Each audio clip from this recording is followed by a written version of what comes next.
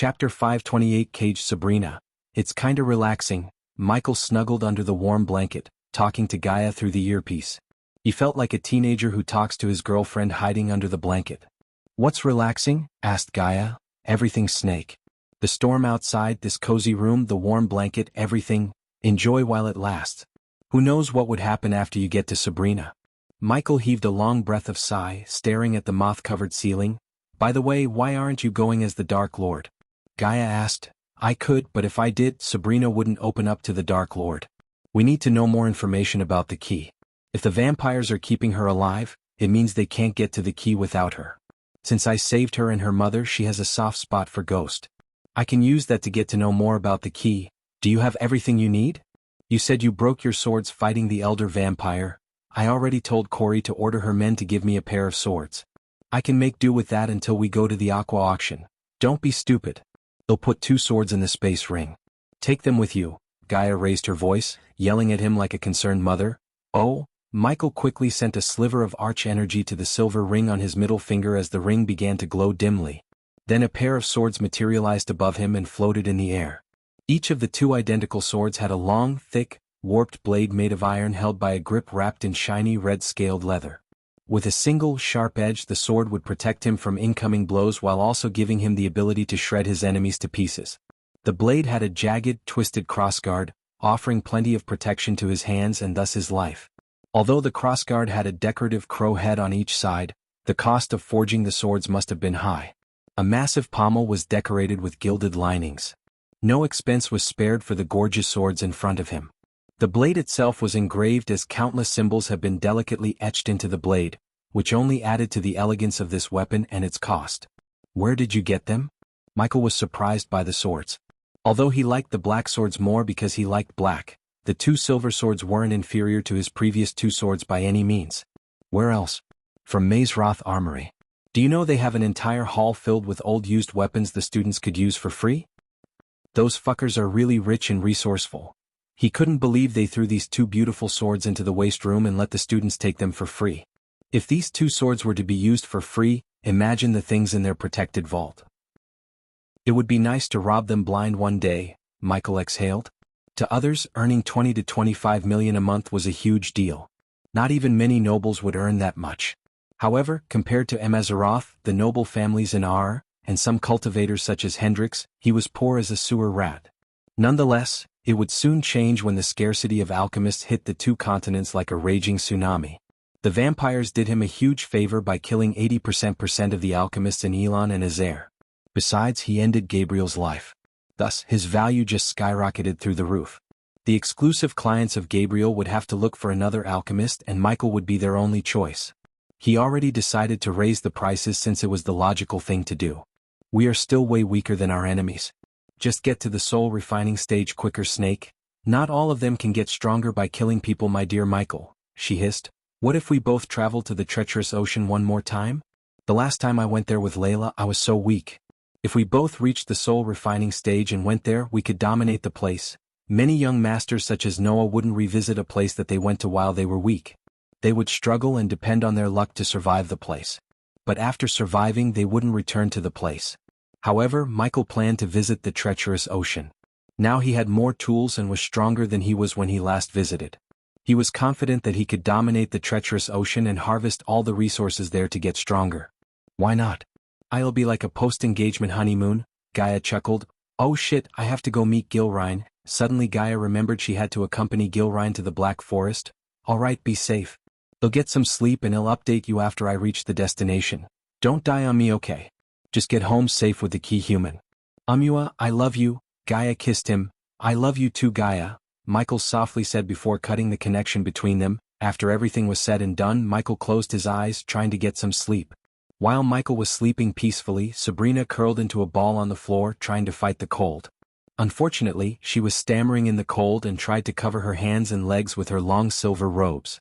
The vampires kept her in a cage below decks. As far as she could see, there was nothing but pitch blackness. The water leaked through the holes and gaps above her and drenched her dress. Rowena and Noah, where are you? Sabrina sobbed. She may be strong, but she was still young and innocent. So when Peyton recruited her to chase down Victor, she thought it would give her real-world experience. Sabina didn't believe she could become a fearless warrior by studying books and fighting dummies in Holy Trident Academy. Instead, she wanted to fight real enemies and get a real battle experience like her brother Noah. However, everything changed when a monster of a man attacked their safe house in the southern continent. Even in her current condition, where they caged her like an animal and fed her only once every 2 days, she thought about Peyton. She slowly opened her palm as a dim golden light brightened her face. Her puffy eyes, due to sobbing so much and paleness, became visible in the light. Until recently, Sabrina was oblivious to the golden rune on her right palm. However, the rune began to glow when she came across an ancient parchment in a dungeon that appeared in Kingdom Mohan. The parchment contained words written in an ancient language. Unfortunately, she couldn't make out any words except the name Aurora, which was written in their language. Sabrina wanted to take the parchment to her elders in Holy Trident, but the parchment turned into a flash of light and entered her brain. Ever since then, Sabrina could recall the way to something called the key. She only shared the information with her teacher at Holy Trident Academy. Little did she know that her teacher was an elder vampire disguised as a teacher in Holy Trident. Because of him, Sabrina was captured by the vampires and forced to show them the way to the key. Otherwise, they threatened Sabrina by telling her they would massacre her family overnight. Now she had no choice but to guide them through the maze to get to the key. Even if it cost her her life, she wouldn't let anything happen to her family. But deep down, she wished either Rowena or Noah would come and save her from the monsters above her. "I want my big brother." She sobbed like a little girl in fear and despair. Creak. She shuddered when she heard the door creak open as she saw the light peeking through the door to her cage. "Get up, bitch. The island is nearby." A figure dressed in black robes rattled the cage with the wooden stick he used to beat Sabrina for fun. Even in the pitch-black darkness, she could see his ruby-red eyes menacingly looking at her. He licked his lips as Sabrina shuddered. She had seen him bite a youngster's neck and drink all his blood until the youngster was mummified. She could still feel the pain in her back due to the beating he had given her a few days ago. Up," she stuttered as she tried to pick herself up. But the shackles around her wrist made standing up a difficult task. Meanwhile, the vampire took the keychain hanging on his waist and unlocked Sabrina's cage. As soon as he opened the cage door, he kicked Sabrina in the gut with enough force to make her throw up blood. Ah, the smell of blood. The vampire licked his lips again. Cough, cough. Sabrina kept coughing up blood. Her vision went blue because of the pain in her stomach. The next moment, he grabbed her hair and dragged her out of the cage. Thud. The vampire leaped through the opening and threw Sabrina onto the wooden rails when they reached under the open latch. Sabrina's eyes hurt as she saw the daylight after a long time. As her vision cleared, she noticed several black-robed figures surrounding her. Remove her shackles. If she tried to escape, cut her arms. She jerked her head right to see a tall, lean and mean-looking man walking towards her. Contrary to the rest, he didn't cover his head with a dark cloak. So she could clearly see his pale oval face, crimson-red eyes, and the 2 fangs that protruded when he grinned like a devil. Hearing the man's question, the one who dragged Sabrina to the upper deck stepped toward her. "Please try to escape." He slowly ran his wooden stick across Sabrina's face. Under the vampire's gazes, he grabbed the iron shackles around her wrist. When he touched the shackles, they just vanished into thin air. "Elijah, look there." Suddenly, the vampire stopped feeling her face with his wooden stick when they heard the vampire in the crow nest. Sabrina saw the vampires looking behind her. Because of the beating she received, she was terrified even to move an inch. Still, she looked over her shoulder through the gap between the wooden rails to see a large man-of-war ship sailing in their direction. Instead of anchoring the ship and jumping onto the tiny sandy island in front of them, they just stared at the man-of-war. Chapter 529 Big Brother Michael to the rescue. Get to the island. The tall greater vampire ordered his minions as they quickly leaped from the ship to the island with a swift jump. "Come here, bitch." "Ah!" Sabrina shouted as the vampire with the wooden stick grabbed her messy golden hair. In a few moments, all the 30 vampires landed on the tiny empty island floating in the sea. Except for the vampires and Sabrina, there was only a coconut tree in the center. Other than that, not even crabs inhabited the island. "Is this the place?" The tall vampire put on his cloak as the clouds moved away, no longer obstructing the sunlight. "If they tried anything funny, board them and kill them," the tall greater vampire named Elijah said, looking at the approaching man-of-war. He then slowly moved his gaze to Sabrina, who was still under the hold of Zeke. "Get her to work," Elijah ordered Zeke, who slowly licked Sabrina's neck with a devilish grin. Elijah felt proud of Zeke because just in a few weeks he broke Sabrina's warrior spirit. Not only that, but he also controlled his bloodlust. Zeke was the most violent and bloodthirsty vampire among everyone on the island. Elijah had lost count of how many humans and beastmen Zeke bought from the slave market just to torture and drink their blood. Sabrina squirmed, trying to escape Zeke's hold only to get slapped by Zeke. A bright light flashed across her eyes as everything became blurry because of the slap. The vampires meticulously tortured her for the last few weeks to break her warrior spirit. Of course they couldn't destroy it completely, but they certainly broke it. Thus, Sabrina obeyed their orders like a doll without showing any kind of resistance. Zeke grabbed her neck without giving her time to steady herself. "Where to?" Sabrina pointed at the lone coconut tree in the center. While getting pushed towards the tree, she prayed deep down someone from the approaching man-of-war would save her from the vampires. But after looking at the 30 vampires around her, she just sighed inside. She had witnessed how they cast spells and used arch-energy inside the void line. The ability to use arch-energy made the vampires absolute gods in the southern continent. So Sabrina knew even if the entire crew of man-of-war chose to attack them, the vampires would feast on them in a couple of minutes. At that moment, Sabrina would give anything to see her big brother or big sister. So while the man-of-war was slowly sailing towards them, Sabrina went to the coconut tree. As she got closer to the tree, the brighter the rune glowed on her palm. Surprisingly, when she approached the coconut tree, the island trembled slightly. Then, a rune resembling the letter D slowly appeared on the tree. It glowed in golden color and pulsated powerful energy. The energy was nothing like they had ever felt. Each time it pulsated, a shock wave swept across the island. After every pulse of energy, they heard a whistling sound resonating on the island. Meanwhile, the man-of-war reached close enough to cast its shadow on the island. The vampires were poised to leap onto the man-of-war, but instead, they saw a hook being fired onto the island from one of the upper deck cannons. Elijah moved to the front expecting a battle. He waited for the humans to attack them, licking his lips. Contrary to his expectations, he saw a dark-robed human sliding through the rope towards them. For a moment, Elijah mistook the human for a vampire. Just like them, he dressed in full black, his long black coat fluttering in the wind. He had a beard that was neither too busy nor too stubble, and the most eye-catching feature about him was the 2 swords crisscrossed on his back, forming an X behind his back. As he was sliding towards them, he looked over his shoulder and showed his middle finger to the man-of-war. As a result of his offensive gesture, someone from the upper deck cut the rope. They all expected the young man to fall into the water, but instead, they saw him leap into the air, roll, and land comfortably on the sandy shore like a cat. He cracked his neck, dusted the sand on his black robes, and looked at the vampires lining in front of him.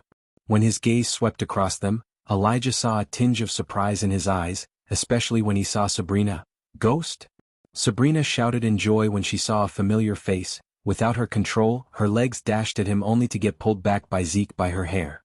The moment Michael saw Zeke slap Sabrina, something primal awoke in him. Something deep down told Michael to cut Zeke into pieces and throw him into the sea. Kill him. While Zeke was dragging Sabrina to the tree by pulling her hair, Elijah ordered the others to kill Michael. Michael, on the other hand, couldn't take his eyes off Sabrina. His hatred for the Guardian Guild reached another level. They knew Sabrina was with the vampires, yet they didn't even raise a finger. For them, the key was more important than Sabrina's life. Just by looking at her bruises and the messy state of Sabrina, Michael could guess what she went through. Even in front of him, the vampire handled her like she was a rag doll. "Don't you idiots know who she is?" Michael asked Elijah instead of surrendering to his bloodlust. "I said kill him." Without answering Michael, Elijah growled at the vampires, revealing his fangs and crimson red eyes to Michael. "Vampires?" Michael pretended to be surprised. "Now you're gonna quench our thirst." Elijah menacingly threatened Michael. "I don't know why you bloodsuckers kidnapped me here. But I'm really not in the mood for your games." Elijah was surprised, and it was visible in his eyes. He quickly raised his arm, wordlessly ordering the vampires to halt their steps. "We didn't bring you here," Elijah coldly said. "I think you guys have communication problems." "The vampires in that ship said you wanted me here." Elijah frowned, looking at the man-of-war sailing away from them. Ghost didn't look like he was lying. Of course, the vampires couldn't see through his lies because he was trained to lie convincingly. "Don't kill him. Just break his bones," Elijah ordered them with a nonchalant wave. "Diddle diddle." As the vampires walked toward him, licking their lips, Michael cracked his neck. His words sounded funny to some but murderous to many. Meanwhile, Zeke stopped dragging Sabrina through the sand to watch what would happen to Ghost. Sabrina's heart started to pound against her chest, looking at the 2 vampires getting close to Ghost. We are so little, Polch. Polch. The two vampires who extended their hands towards Michael suddenly put their hands down. Elijah saw the two just standing before him without moving an inch. When the vampires looked at Ghost, he had bloody silver swords in each hand. It happened so fast that many didn't even see him unsheath his swords. Sabrina's eyes went wide as the two heads hit the sand while the headless bodies staggered around, spraying blood through the neck. As a result, the vampires shuddered. Blood thorns. Blood bolt. Sabrina saw the vampires near her raise their hands and cast spells. However, nothing happened. The vampires looked just as confused as Sabrina and Zeke. Seeing the dumbfounded look on their faces, Michael snickered. The moment Michael saw the island, he paid the system to scan the island for anomalies. Although the system said its level was too low to provide him the full information about the island, it notified him about the strange energy surrounding it. The energy waves radiated by the island nullified any arch-energy or celestial energy in the atmosphere around the island. So even Michael had to pay 50,000 badass points to use arch-energy inside the island. Thus, he knew the vampires wouldn't be able to use arch-energy while they were on the island. Because they had no way of using arch-energy, the vampires lost all their chances of winning against him. You shouldn't have brought me here, Michael flicked his swords, scattering the blood on the blade to the sword. After the two vampires failed to cast the spell, Elijah tried to circulate the arch-energy in his body but to no avail. No matter how hard he tried, he couldn't feel any arch-energy in his body. To be exact, he couldn't feel the arch-energy or manipulate it. I am so sick of you bloodsuckers. Michael swung his sword at the three vampires in front of him. Two of them evaded the swing by crouching down, but the one who had slow reflexes lost his head to Michael's sword. Ah! But the two who crouched down weren't lucky either. Michael kicked the sand into their eyes. When they instinctively covered their eyes, Michael cut their heads like pruning weeds. Their heads flew into the air as Michael kicked their heads with a swift, stylish spinning hook kick. The vampires were stunned by his speed and skill. In a few seconds he killed 4 vampires. Shockingly, the vampires were highly trained by Lenora, one of the elder vampires who had a seat on the council. I'll rip you to pieces. Instead of ordering his minions to kill Ghost, Elijah dashed at Michael to kill him by himself. Whoosh! Ghost threw his sword at Elijah, but Elijah caught the sword easily. However, before Elijah could make a snarky comment, he saw Ghost flick his wrist as a vial dropped into his arm from his sleeves. Clang! Elijah was too late to stop Ghost as he threw the vial at the dead bodies on the ground with enough force to break the vial into pieces. As soon as the vial was broken, Elijah noticed a green mist emerge from the ground. Arg! Shit, it burns. Arg! Soon the vampires began to scream and shout, including Zeke, who dropped to the ground, screaming in agony. Surprisingly, Sabrina felt nothing. She even saw Elijah scratching his eyes and growling on the ground. Instead of killing the vampires near him, Sabrina saw Ghost walking towards Zeke. Noah might be his archenemy, but Sabrina was nothing but nice to him. She always treated him warm and friendly, even after Michael beat the crap out of Andrews. By slapping Sabrina in front of him, Zeke punched his ticket to hell. Chapter 530 The Berserker Pill. While Zeke was growling and moaning in misery, Michael gently lifted Sabrina from the ground. Here, Michael put his hands into his inner coat pocket and took out a sparkling blue healing potion. Instead of taking the healing potion, Sabrina hugged him so tight and plunged her head into his chest. Michael was surprised, but he didn't push her away. Instead, she began to cry her eyes out to the point Michael felt his shirt becoming wet with her tears. It's all right, Sabrina. It's okay. Michael couldn't help brushing her head gently. Why are you here with the vampires? Michael asked, pretending to know nothing about Sabrina's status. She didn't answer him immediately as she hugged him tight and cried. He could really feel the tightness of her hug. It felt as if she was trying to squeeze him to death. Only after several minutes later did she let him go. Then Michael grabbed her hand and placed the healing potion in her hand. Drink it. You will feel better. She nodded obediently before drinking the healing potion. Meanwhile, Michael looked down to see Zeke growling and rolling on the sand. The gentle smile on Michael's face immediately vanished into thin air. Instead, a cold, murderous look emerged on his face. The tables were turned against Zeke in a blink of an eye. Michael grabbed him by his collar, pulling him up. You get off by slapping girls? Michael smashed Zeke against the coconut tree. Several coconuts fell from the tree because of the force. Plop. The sound emanated from Michael's hand clashing with Zeke's face echoed through the salty air. Plop. Michael slapped Zeke again, and this time with more force behind his slap. H. Zeke screamed, "Kill him!" Sabrina coldly said, picking up Zeke's wooden stick that looked like a mini baseball bat from the ground. Michael turned his head to see Sabrina extending the wooden stick to him. Since she consumed the healing potion, the rosiness returned to her face. Plus, the bruises and puffiness had completely disappeared from her face. Bang! Michael struck the wooden stick against Zeke's shoulder, breaking his shoulder bone in an instant. Arg! Zeke's pain snapped him out of the anti-vampire potion Michael recently brewed after getting the elder vampire's blood. It was super effective against the low-level vampires. However, when inhaled, the potion would slowly eat the organs from inside for a couple of minutes. As a result, they would feel excruciating pain. Michael had no test subjects to test the potion until now. However, he kept an eye on the greater vampire, growling and moaning less than the rest. He wanted to test how long the potion's effects would last. After breaking Zeke's left shoulder, Michael released him as he collapsed to the ground. Then, Michael switched the wooden stick from the left hand to the right hand. The moment he switched the wooden stick, he hit Zeke's other shoulder, putting more force than before.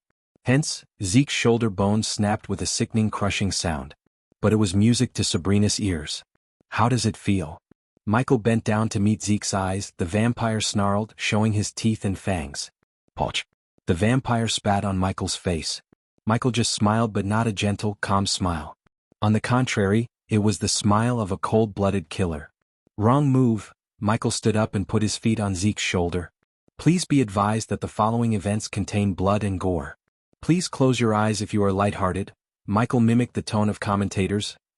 Zeke growled as Michael pushed his feet down, crunching his broken shoulder bone. To Michael's surprise, Sabrina didn't take her eyes away from Zeke. Kill him, Sabrina coldly exclaimed. For the last few weeks, Zeke beat and tortured her every chance he got. If vampires had reproductive organs, Sabrina had no doubt that the vampire would have taken the torture to a new level. After experiencing all the torture and beatings, Sabrina had no mercy left in her towards Zeke. She was innocent but not a saint. Good, Michael nodded at Sabrina. Then he kicked Zeke right in the face. Gerbang, bang, bang. Michael repeatedly kicked Zeke until Zeke's skull cracked and caved in. Michael felt the squishiness of Zeke's brain but didn't stop till he turned Zeke's head into a mashed potato. Normally Sabrina would have thrown up at the gory sight. But at that moment she had no food in her belly. Secondly, she had seen worse things done to humans captured by the vampires when she was in the cage. Ghost, Sabrina looked over her shoulder to see the vampires slowly getting back to their feet, including the greater vampire. The excruciating pain in their bodies slowly lessened with time. Zeke, Elijah clenched his feet, looking at Zeke's headless body which was still twitching under the neck. 24 versus 1. The odds are against you, Michael said, cracking his neck left and right, facing the murderous gazes of the vampires. Michael stepped in front of Sabrina, shielding her with his body. I can fight, Sabrina stuttered. The broken warrior spirit wanted her to fight so it could heal. No, you cannot, Michael immediately shut her off. Michael noticed the difference between the Sabrina before him and the Sabrina he first met with just a single look. There was no way in hell she could face the vampires without some serious therapy. He then threw the bloody wooden stick to the ground and grabbed his sword, sticking it into the sand. I'm going to enjoy killing you and sucking you dry, Elijah snarled. You know what? Michael sheathed his swords. Since you fuckers pissed me so much, no quick death for any of you. Michael cracked his knuckles. Then he flicked his wrist as a red pill bumped onto his left arm and directly went into his mouth. The berserker pill instantly melted in his mouth and was consumed by his body. As a result, his pupils constricted, muscles tightened, and his eyes showed a tint of redness. Since Sabrina was standing close to him, she noticed his muscles and height growth. He looked a few inches taller and broader than he was a few seconds ago. At that time, 2 vampires dashed at him from the right and 2 from the left. Contrary to Michael, the vampires took out the daggers hanging on their waists. Since they could use arch energy, none of them bothered to buy a sword or a spear but just had a dagger for cutting open anyone except their own kind. Michael stunned the vampires by dashing at the vampires approaching from the right at an inhuman speed. He grabbed the hand of the vampire, which held the dagger, bent the hand, and stabbed the vampire's chest with his own dagger. Poch, poch, poch, poch. Michael rapidly stabbed the vampire's chest until he decided to slit his throat. Then he kicked the body towards the vampires flanking from the left, which left 1 vampire on his right. The vampire swung his dagger while another 6 surrounded him. He swiftly swayed his body, easily evading the dagger. Then in a blink of an eye, Michael threw an uppercut to the vampire's lower chin. His inhuman strength produced by consuming the berserker pill dislocated the vampire's jaw in an instant. Additionally, the vampire's few teeth and blood mixed with saliva sprayed out of his mouth. Michael grabbed the 2 teeth and slammed them against the vampire's eye socket. Then, without giving the vampire the time to regain his balance, Michael grabbed his head and snapped it like a twig. He lifted the dead vampire by his legs and waved it in a circle, knocking down all the 6 vampires who surrounded him. Ding. Congratulations to the host for successfully being a badass. The reward is 3,000 badass points. Ding. Congratulations to the host for successfully being a badass. The reward is 400 badass points. Ding. Congratulations to the host for successfully being a badass. The reward is 2,500 badass points. The system notification continuously rang in his mind. Sabrina couldn't take his eyes off Michael. He was the exact opposite of Noah, but for some reason she felt safe with him just as she felt with Noah. She had been praying for her siblings to come to her rescue, and instead of Noah or Rowena, Sabrina received him. She couldn't believe he was wreaking havoc among the vampires without using any spell. It had become clear to Sabrina that he spared Andrew's life and Peter's. Looking at him brutally killing the vampires, her warrior spirit slowly healed up. Human filth. At that moment, Elijah had enough as he dashed at Michael. Compared to Michael, Elijah was a foot taller than him. He tried to grab Michael by his neck, but Elijah had no idea the extent of raw strength Michael possessed. When Elijah reached out to grab Michael, he bent backward, unsheathed his sword, and swung the sword straight across Elijah's neck. The very next moment, Elijah saw everything spinning around him and a headless body staggering around Ghost. That was the last sight he saw before everything became darker. The vampires halted their steps as they shuddered in fear. Their fear was logical because he had just cleaved their leader's head in a blink of an eye. Many of them didn't even see what had just happened. One moment, Ghost and Elijah dashed towards each other, and the next moment, Elijah's head went flying away from his body. "I'm not a fucking saint to keep my word," Michael smirked. Under their terrified gazes, Michael grabbed Elijah's headless body as it rained down blood on him. His face was painted red with Elijah's blood in a few moments. When he smirked, he looked like the devil himself grinning at them. Michael took his time intimidating the vampires and killing them one by one. He massacred them because they hurt Sabrina. If he had known Sabrina was his little sister, Michael would have brought the calamity upon the entire vampire kind. Unlike Noah, Michael had no rules or killing restrictions. He couldn't wait to see Noah's reaction when the Dark Lord revealed the fact that Tenulia and the Guardians put his beloved little sister's life in danger. The Berserker pill's effect slowly started to fade away as he raised his fist toward the mouth. Then the APD shot the red pill right into his mouth. Michael looked up at the sky, feeling the pleasurable sensation in his body. He raised his arms to the sky as he was praying. But he wasn't praying but letting the vampires enjoy their last moments in the world.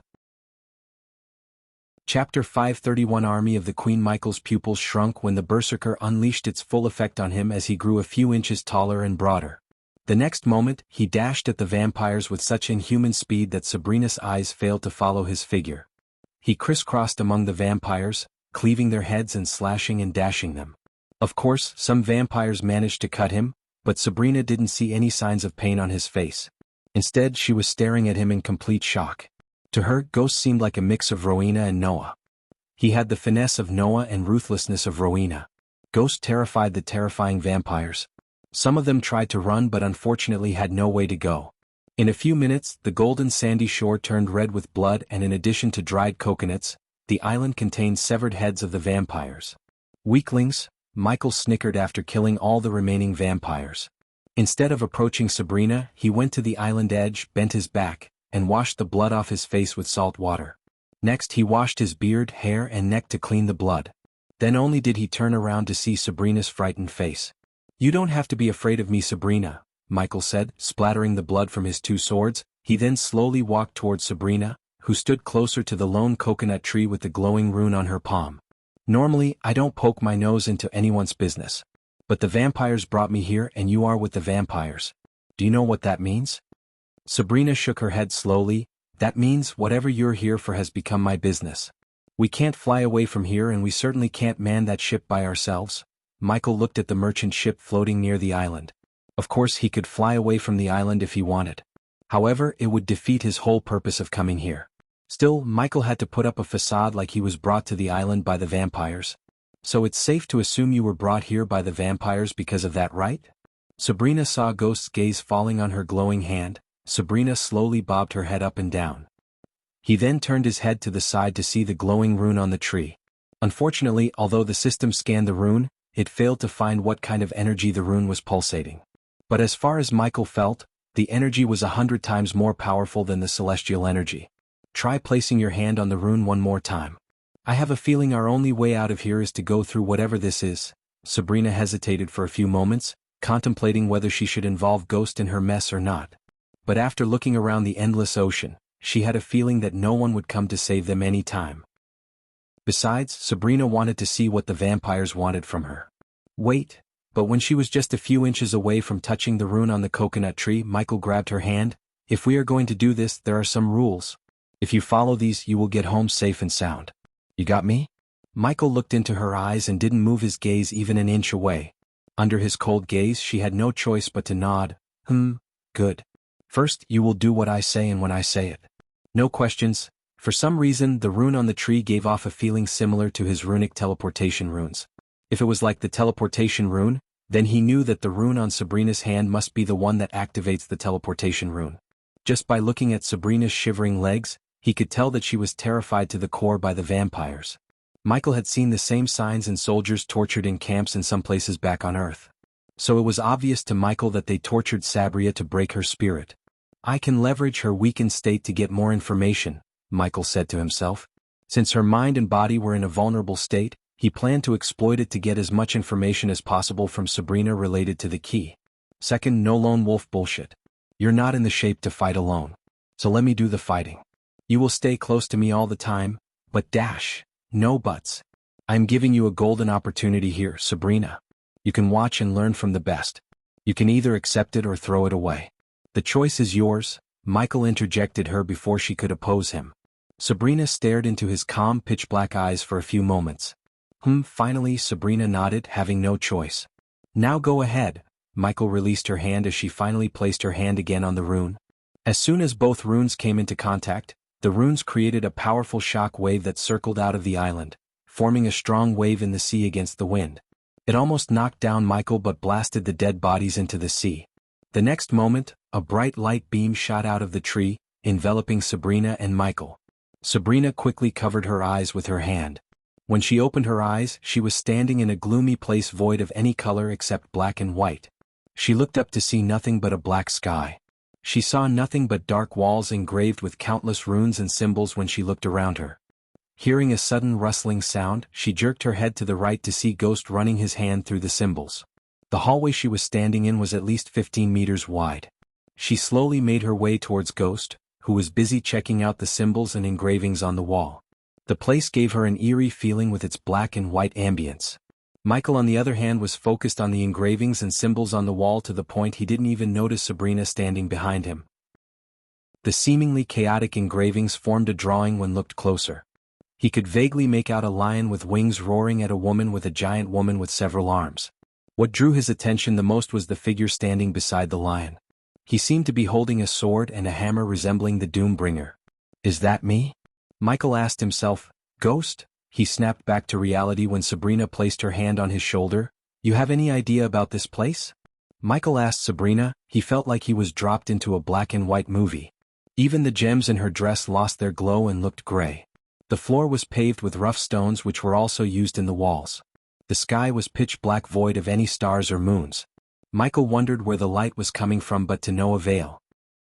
Surprisingly, Sabrina responded to his question with a nod. Shadow Realm. The plane between the worlds, Sabrina said looking around. She read about the Shadow Realm while scouring through the ancient scripts in the Holy Academy library. Among all the realms, the Shadow Realm was the most mysterious and many believed it was just a myth. However, after looking around the place she had no doubts. What might possibly tempt the vampires in this place? Michael slowly walked along the walls as Sabrina followed him behind. Can you remember anything the vampires said that could help us? Calm yourself and think. Michael urged her to spill more information about the key. Not only the vampires but also the Guardians were interested in the key. Which could only mean one thing. The key would open the gateway to something much more powerful. Sabrina however remained silent without opening her mouth. Michael looked over his shoulder to see her opening and closing her mouth as though she was contemplating whether she should tell him or not. Instead of pushing her too hard, Michael decided to give her some time. Check this out. Michael suddenly halted his steps and pointed at the engravings to Sabrina. She stepped closer to Michael, looking at the symbols he was pointing at. While she was looking at the random place Michael showed her, Michael took out several spiders and drones and let them fly out in all directions to get the place's layout. Am I looking at something? Sabrina asked after a while. No matter how close she looked, she couldn't make out anything but just random shapes and symbols. It's a maze, Michael mumbled under his breath when the drones and spiders formed a map of the place. They were literally standing in the middle of a maze. The drones were still flying as the layout of the place confused Michael as a maze should. I need to come up with a plan, Michael thought. But, of course, Sabrina was the best source to know more about the place was Sabrina.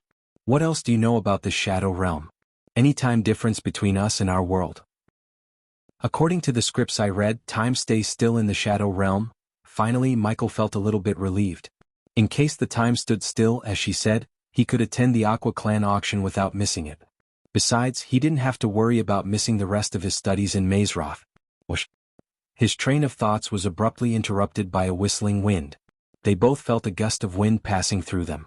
Michael immediately unsheathed his swords while scanning the surroundings. His environmental scanning map didn't reveal any hostiles near him until he vaguely saw a few silhouettes materializing out of thin air surrounding them. System scan them. Michael quickly ordered the system as the creatures walked out from the shadows, revealing their full form. As soon as Michael's gaze swept across them, he creased his brows.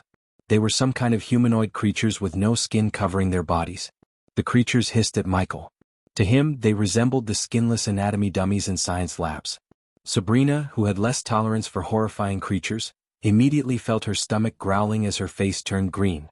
Army of the Queen? Surprisingly, Michael heard the system's voice flickering as though something was disarraying the system. Army of the Queen? Michael was surprised.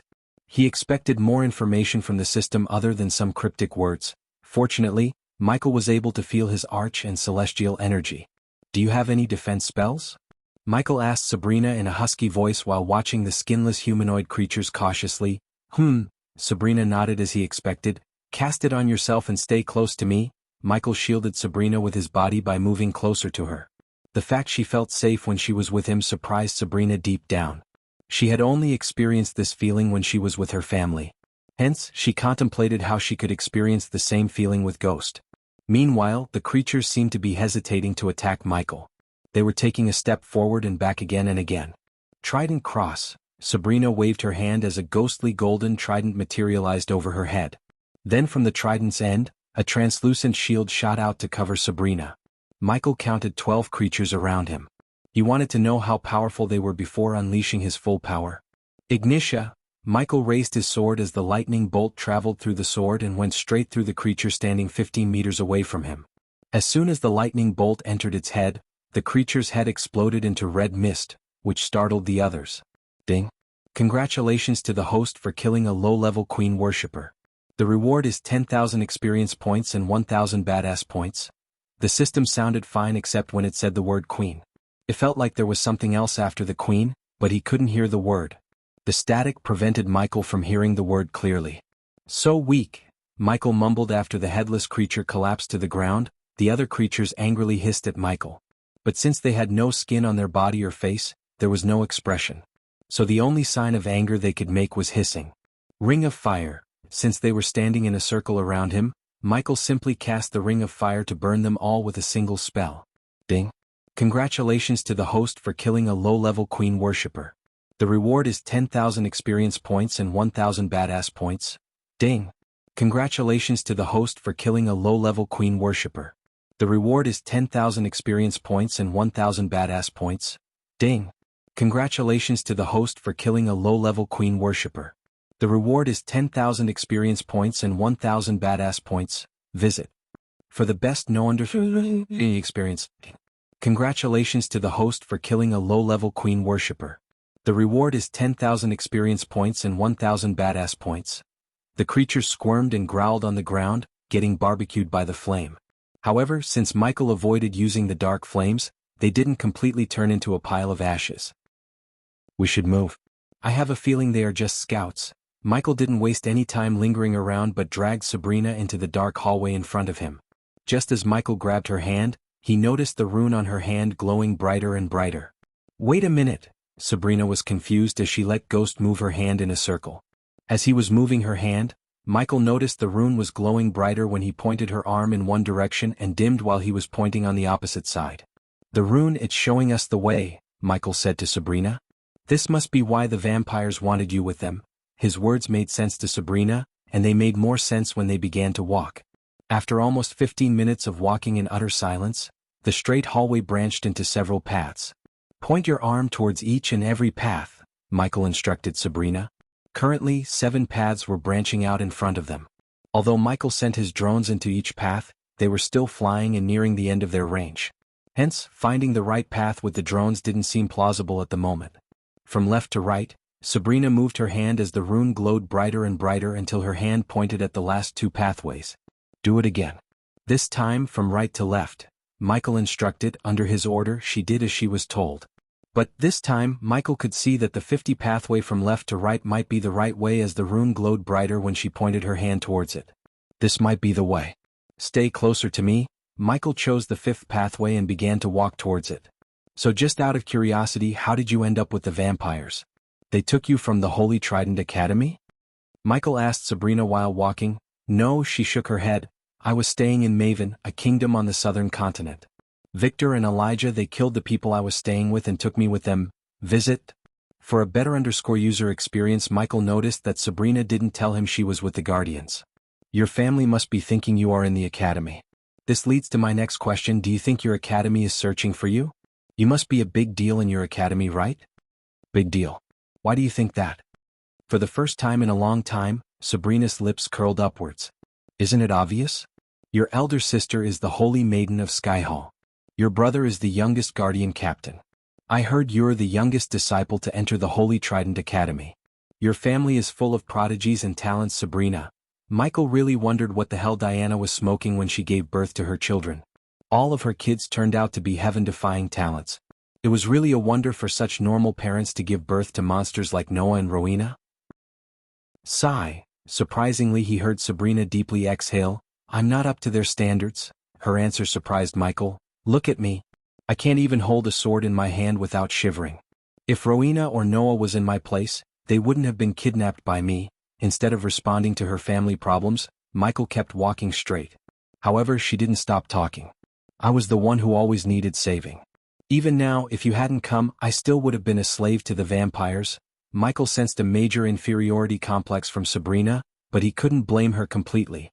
The bar set by Noah and Rowena was so high that many wouldn't reach that high in their entire lives. Granted, Noah had Andreas to guide him, but Michael knew even without Andreas, Noah would have been a heaven-defying talent. As far as Michael was concerned, if Noah didn't have Andreas, Noah would have reached greater heights. That old man was using Noah to finish what he couldn't. For once in my life, I wanted people to introduce me as Sabrina Winston, instead of Noah's sister or Rowena's little sister. I want to get out of their shadows and make a name for myself. Michael just made a sound, leading the way. They were slowly approaching a corner where Michael couldn't see what was around the corner with his eyes. But Michael had drones hovering directly above a group of skinless creatures. You can kill vampires but can't speak? Sabrina frowned as she expected Ghost to speak his mind. Shoo! Michael quickly pushed Sabrina to the wall and placed his finger on his lips, wordlessly telling her to be quiet. Michael slowly moved along with the wall to the corner. He slightly moved his head, looking at the group of 5 skinless figures lying on the ground while one figure stood guard. The group of 5 seemed to be sleeping. The snoring was a dead giveaway. Still, Michael was surprised as he didn't expect them to function like normal human beings. Sabrina moved so close to him to the point he could feel her warm breath on his chest and smell the vague jasmine flavor from the top of her head. Considering she was his chest height, Michael grabbed her head and pushed her to the side. The latest understudies are on website. What are they doing? Sleeping perhaps, Michael whispered to her. Then he slowly unsheathed his swords without making a sound. Surprisingly, Michael extended the hilt of one sword to her. She was confused because he said she couldn't fight before they were teleported to the Shadow Realm. Without waiting for her to grab the hilt, Michael lifted her hand and placed the sword in her hand. Michael noticed her hands shivering just like she said. You can't get better without going through pain and suffering. Hold it tight. Michael pressed her fist, tightening her grip on the hilt. I will take care of the standing one. You sneak up on the others and cut their throats in their sleep. Michael didn't even wait for her answer as he leaped into the air and landed right behind the creature in a blink of an eye. There was no way but to walk past them.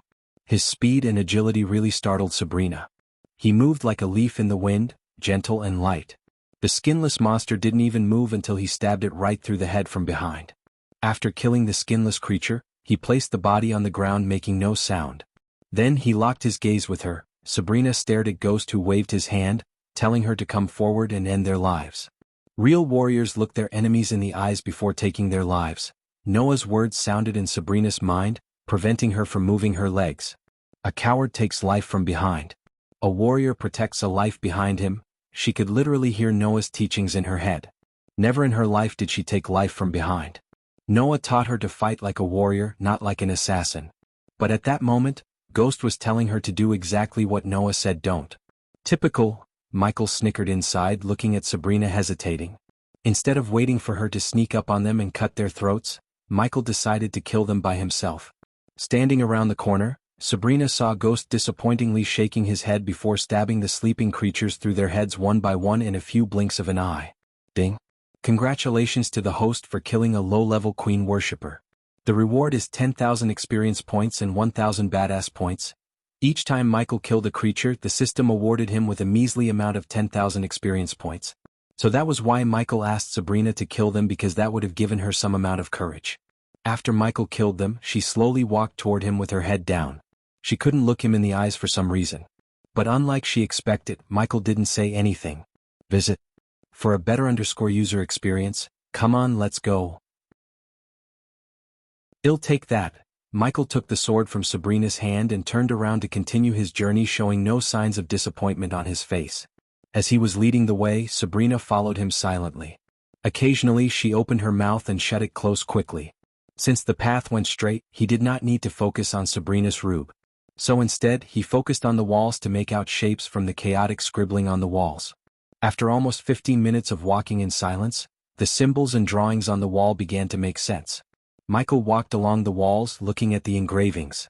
This time, Michael saw a vague shape of a cobra and a man with wings fighting a woman on a giant lizard-like monster. Shit. When Michael touched the man, he felt a sudden bolt of electricity running through his finger. What the hell? Michael touched the engravings of the man again, but unlike before, he felt nothing. Michael walked along the walls with a deep frown on his face. Who is he? Michael asked himself, looking at the man with the wings in the wall. On the other hand, Sabrina saw nothing but scribblings and chaotic shapes on the wall. Nothing made sense to her. She walked behind him until he suddenly halted his steps. She wanted to ask why he stopped, but he raised his finger, wordlessly telling her to not speak. He looked closer at a potion of engravings where the man with the wings was fighting a giant 5-headed hydra. The man looked tiny compared to the hydra. What piqued Michael's curiosity was the vague shape of a human watching the fight from the shadows. The mysterious figure almost resembled his full Lucifer form. Is that me? Michael looked at the figure closely, but suddenly, he felt a gust of wind brushing past him. Ding. In a blink of an eye, Michael moved his head to the side as an arrow went into the wall, cutting a few strands of his hair. Sling. Michael unsheathed his swords, pushing Sabrina against the wall so she wouldn't be attacked from behind. Ding. Visit. For a better user experience, ding. This time, Michael deflected the arrows with the two swords. Why don't you show yourself? Let me guess, you're too ugly, Michael sneered. Sabrina looked around, trying to find where the arrows were coming from. But after she heard Ghost's words, she saw a figure slowly appearing near the wall on the other side. The figure who appeared out of thin air looked exactly the same as the skinless monsters Ghost killed before. Except, the creature in front of them held a bow in its hand. Whoosh. H. Sabrina squealed and closed her eyes instinctively. But when she opened her eyes, an arrowhead made of iron was just a few inches away from her. If Ghost hadn't caught the arrow would have gone straight through her head. Trident cross. Snapping out of the shock, Sabrina quickly waved her hand as the ghostly golden trident materialized over her head. Whoosh. Whoosh. Whoosh. The skinless archer changed its target when the translucent shield appeared around her. It rapidly fired arrow after arrow at Michael with lightning speed. The archer was indeed fast, but Michael was faster than him. Hence, he easily deflected the arrows with his swords while walking toward the archer. Ignitia, Michael pointed one sword at the creature and fired a bolt of lightning while deflecting the arrows with the other. Grr. The creature growled, leaping away from the lightning bolt just in time. Michael fired lightning bolts rapidly like he was shooting a gun. Thus, the skinless creature was forced to leap and run instead of firing arrows at Michael. It was so easy for Michael, a soul-refining stage warrior, to toy with the weak creature. Besides, the Shadow Realm boosted his power to a certain degree with its dark, gloomy ambience. After a few moments, Sabrina saw Ghost firing lightning bolts out of both swords. As a result, the creature growled and kept leaping back and forth. It felt as Ghost was toying with the creature to Sabrina. He was not a guy who would toy with his foes. Why are you running? Don't you want to kill me? Michael pretended to play with the creature, but in truth he was testing the creature's agility, speed, and powers. Even a weak rat would unleash new forms of attacks when pushed to the corner, so Michael wanted to see what the creature before him could do. Visit. For the best experience, Wind Blast. Michael changed his tactic by sending a powerful wave of wind toward the creature, blasting it onto the wall behind. The creature was able to avoid lightning bolts, but it couldn't escape the wind blast. The creature squirmed, trying to get back to its feet. But looking at Michael approaching it gradually, the creature closed its eyes as Michael saw a bright white light enveloping the creature. That's it, use everything you have. Michael intentionally riled up the creature by laughing at it. Does the host wish to convert the life energy the Queen's Archer radiated to arch energy and show its relative cultivation level? It's nice to see you are being helpful again, system. Michael mumbled under his breath sarcastically. It would cost you 50,000 badass points. No shit, Sherlock. Just take it. Michael didn't try to be stingy, as knowing the enemies was crucial to winning any battle. Until now, he didn't meet any challenging skinless creatures, so he killed them easily. However, that didn't mean he wouldn't meet any stronger creatures. In fact, he had a feeling that they were just in the beginning stages of the maze and would meet terrifying foes on their way forward. Michael halted his steps, waiting for the system to give him the ability to see the creature's cultivation level. Sabrina was confused as she failed to understand why he stopped attacking the creature.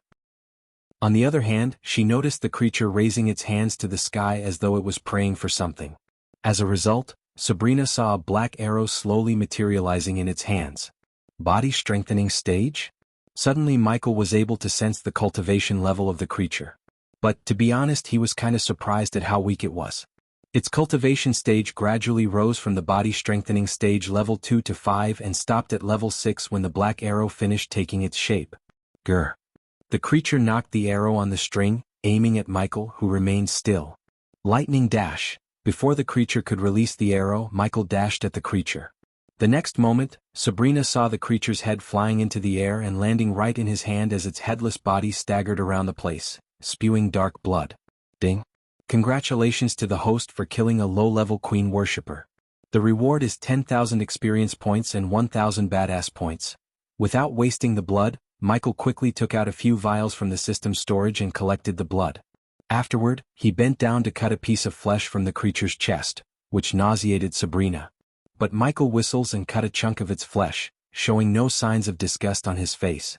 Ring of Fire. After cutting the flesh and taking its head, Michael raised his hand, sending a wave of fire onto the headless body. It took the fire a few minutes to disintegrate the body into a pile of ash and bones. After killing the creature, Michael returned to the wall section where he was staring before the creature attacked him. However, he was disappointed to see the arrow sticking right through the place where he saw a figure resembling him. Visit. For a better user experience, damn it. Michael punched the wall, shocking Sabrina. What was that? She asked, breaking her long silence. Nothing. Come on, let's go. Meanwhile, somewhere else in Sabar was sitting behind an oak table with moonlight pouring on him through the window behind him. He closed the thick book he was reading and took a long sip of red liquid from the glass in his hand. One would expect the liquid to be wine, but in truth, it was human blood. What else could an elder vampire like him drink on a beautiful night like this? His eyes were too tired to the point he wanted to cancel his night hunt and go to sleep. However, when he was about to stand up, he heard someone knocking on his door.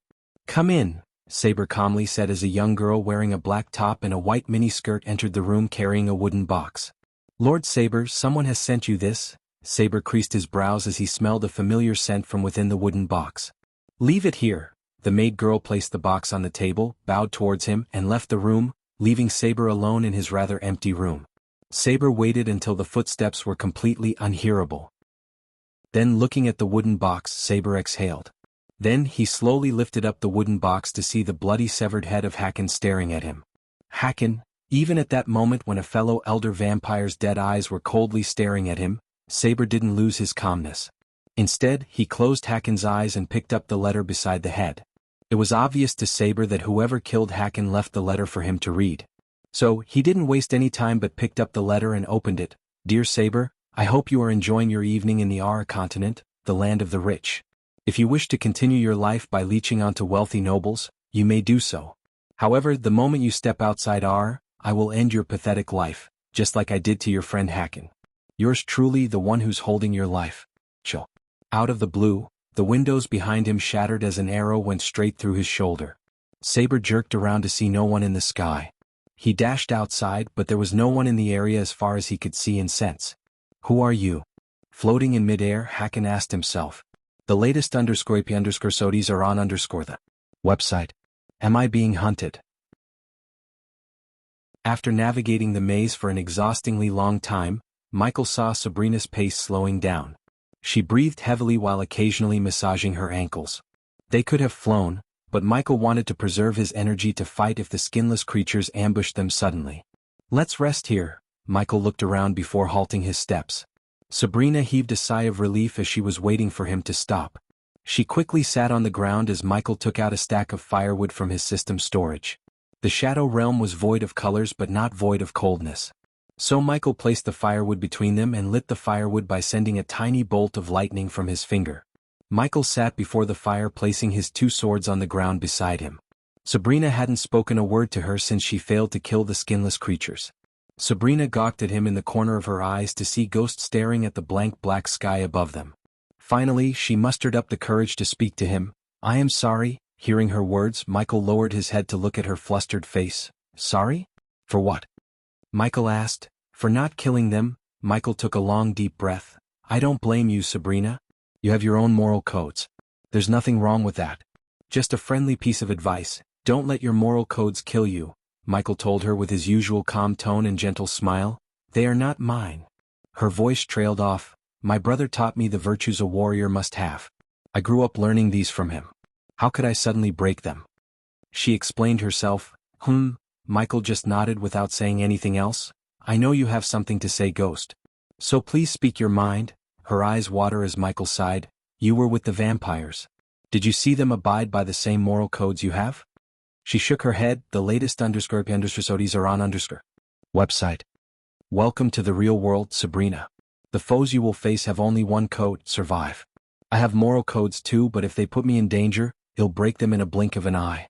That's how I survived till now. Maybe you can follow your code of warrior because you have a family to protect you. Many don't have that virtue. Sabrina didn't take her gaze away from his for a moment. You miss them? She asked, tilting her head innocently. Who? Asked Michael. Your family? Why should I? They certainly didn't miss me. Sabrina sensed the coldness in his words. It showed Sabrina how much he hated his family deep down. My mom always said a mother would never abandon her child willingly. You should get some sleep. Michael did not wish to continue the discussion. Hence, he just stood up from the ground and walked towards the wall behind Sabrina. He wanted to check if he could find any drawings or engravings that would give him some insight into the place. Michael almost forgot to give her a blanket and a mattress to sleep on, but Sabrina surprised him by sleeping on the floor, curling herself into a ball. Here, Michael came to her and flicked his wrist as a soft black mattress, and a comfy blanket appeared beside Sabrina. Your mind and body need sleep. It's... What? You have something against sleeping on a mattress? His stern voice gave her no leeway to talk back. Hence, she just climbed onto the mattress and covered herself with his blanket. Every fiber in her body felt relieved when he lay on the mattress. It had been so long since she felt the comfort of a bed as she slept on the wooden floor in a cage. Never in her life had she appreciated the warmth of a blanket and the comfort of a mattress like she did at the moment. Thank you. She looked up at him with watering eyes. Sleep? You are safe now. Michael squatted beside her, gently brushing her head with a smile that warmed her heart and provided a much-needed comfort to her. Thinking Ghost would protect her, Sabrina closed her eyes without worry. Finally, she felt as though she was home. Poor girl. Noah and his fucking codes fucked her up. Michael pitied Sabrina. Visit. For a better user experience when he was about to stand up and return to the wall, she grabbed his hand. Please stay with me. Don't leave me. Sabrina opened her eyes while squeezing Michael's hand tight. I'm not going anywhere. Michael tried to take his hand away, but she didn't let go of his hand. Her grip was strong enough to tell him she wouldn't let him go so easily. Letting out a long sigh, Michael sat beside her. Still, she didn't release his hand. I am here. Now sleep.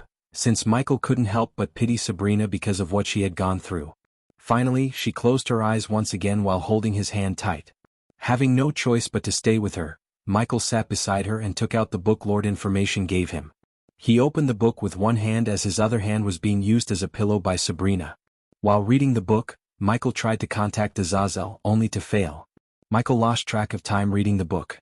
He was drowned in reading until Sabria snuggled closer and closer to him. Shit! Michael cussed as she climbed onto his leg and placed her head on his lap. Michael felt so uncomfortable since only Gaia had ever slept on his lap. It felt weird for a few moments, but when he saw Sabrina sleeping peacefully, he just smiled and let her sleep on his lap. He even brushed her hair with his other hand. Almost an hour passed as Michael closed the book and looked at Sabrina. He felt something weird. He couldn't put his finger on it, but something felt so odd, like he had some kind of connection with the girl. Should I take a blood sample? Michael asked himself. He even extended the needle in his APD to get some of her blood. But unfortunately, he halted his movement as he sensed several skinless creatures surrounding him. Michael saw at least 12 skinless creatures around him. Some carried bows while the rest had tridents. Shoo! Michael put his finger on his lips. The skinless creatures around him were at the core formation stage level 3. These mindless creatures were nothing but an annoyance to Michael. He gently lifted Sabrina's head and placed it on the book, replacing his lap with the book. He extended his hand towards the swords a few meters away as the swords flew into his hands. She is sleeping, so keep it down, Michael whispered to the skinless creatures. Something told Michael that they understood their language. Dash, but one of the skinless creatures that held a trident tried to growl. However, its growl was cut close by Michael. In a blink of an eye, he needed its life by sending a lightning bolt through its throat. While the skinless creatures were startled by the quickness of his kill, Michael looked down at Sabrina to see her still sleeping without moving an inch. After making sure she was still sleeping, Michael looked up at the sky and raised his sword. A glint of shock emerged in their eyes. Michael saw a heat signature in the sky. Although it was invisible, he knew there was someone watching him. He had the feeling of someone watching him since he was teleported to the Shadow Realm, but only now could he see a heat signature. Visit. For a better user experience, as soon as he raised his sword, the heat signature vanished into thin air. Kill him. Surprisingly, Michael heard an echo after the heat signature disappeared. It was a demonic voice 100 times more frightening than his Lucifer voice. Queen. For the first time, Michael heard a word coming out of the creature's mouth. Sabrina squirmed after they made a sound, but Michael quickly sent a soft wave of wind, brushing her head. Queen ha. Michael looked around the skinless creatures. He took a step forward as all the archers rained down arrows on him. Then, without even blinking an eye, Michael cast the wind blast. The spell created a powerful blast of wind around him, tossing the arrows away from him. But before Sabrina could wake up, he took out a sleeping pill and threw it near Sabrina's nose. The pill immediately turned into a vapor and entered her nostrils. As a result, she started to snore and fall into the deepest pits of sleep. Now we can start the party, Michael snickered. But instead of dashing toward them and fighting like earlier, Michael accessed his system storage to retrieve a dark potion. Meanwhile, the archers prepared to fire another volley of arrows, and the trident-carrying creatures poised to attack Michael as soon as he took another step toward them. The creatures expected Michael to fight as he did on his way here. However, Michael surprised the creatures by throwing the potion in his hand into the fire burning before him. The vial shattered with a muffled sound. Soon, a cloud of white smoke emerged from the fire, immediately mixing with the air around them. Michael felt nothing even after inhaling the smoke. However, the skinless creatures growled as they grabbed their throats. Jur! They kept growling as most of them dropped the weapons in their hands to the ground. A few seconds later, they all collapsed, squirming like a fish out of water on the ground. Blood seeped out from every pore in their skinless body. Ding! Congratulations to the host for killing a low-level queen worshipper. The reward is 10,000 experience points and 1,000 badass points. Ding! Congratulations to the host for killing a low-level queen worshipper. The reward is 10,000 experience points and 1,000 badass points. Ding! Congratulations to the host for killing a low-level queen worshipper. The reward is 10,000 experience points and 1,000 badass points. One by one, the skinless creatures died by drowning in their own pool of blood. The nanites mixed with the potion he brewed using the creature's head and flesh produced a powerful poison. In truth, the poison's effect surpassed his expectations. The only unfortunate thing was even though the creatures were relatively at the core formation stage, he didn't receive more experience points. Shit, he is coming for me. Michael heard a panic-stricken voice out of the blue. He jerked his head away in the direction but saw no one in the area. He scanned the area and tuned his X-ray vision. But still, Michael saw no life signs around him except Sabrina, who was sleeping peacefully. Arrest him. Michael heard another voice of a woman with a British accent. He is hunting me. Michael heard the first voice he heard again, Draven. Visit. For a better user experience. Michael was so confused by the voices. No matter how much he looked around, he couldn't find the source of these voices until he noticed a small glimmer in the wall behind Sabrina. He slowly and cautiously made his way to the wall. The part of the wall he noticed a glimmer had a crack, and finally he found out that the voice is coming through the crack. He leaned closer to the wall, placing his ear against the crack to listen to the voice. However, the moment he placed his ear on the wall, he felt a sudden force pulling him into the crack. What the fuck? Michael tried to pull himself free from the force but he failed. He couldn't even move an inch. System, Michael called for the system's help, except the system did not respond to him. The next moment, everything around him became pitch black. Michael heard an otherworldly humming as he saw the light in front of him a few hundred meters away. He wondered where he was and tried to contact the system, but it didn't respond. He felt like he was soaring through the air like a rocket. The feeling was familiar to Michael. He felt the same when he was transmigrated to this world from Earth. Hence, Michael could vaguely guess he was being transmigrated somewhere else. But he wondered why and how.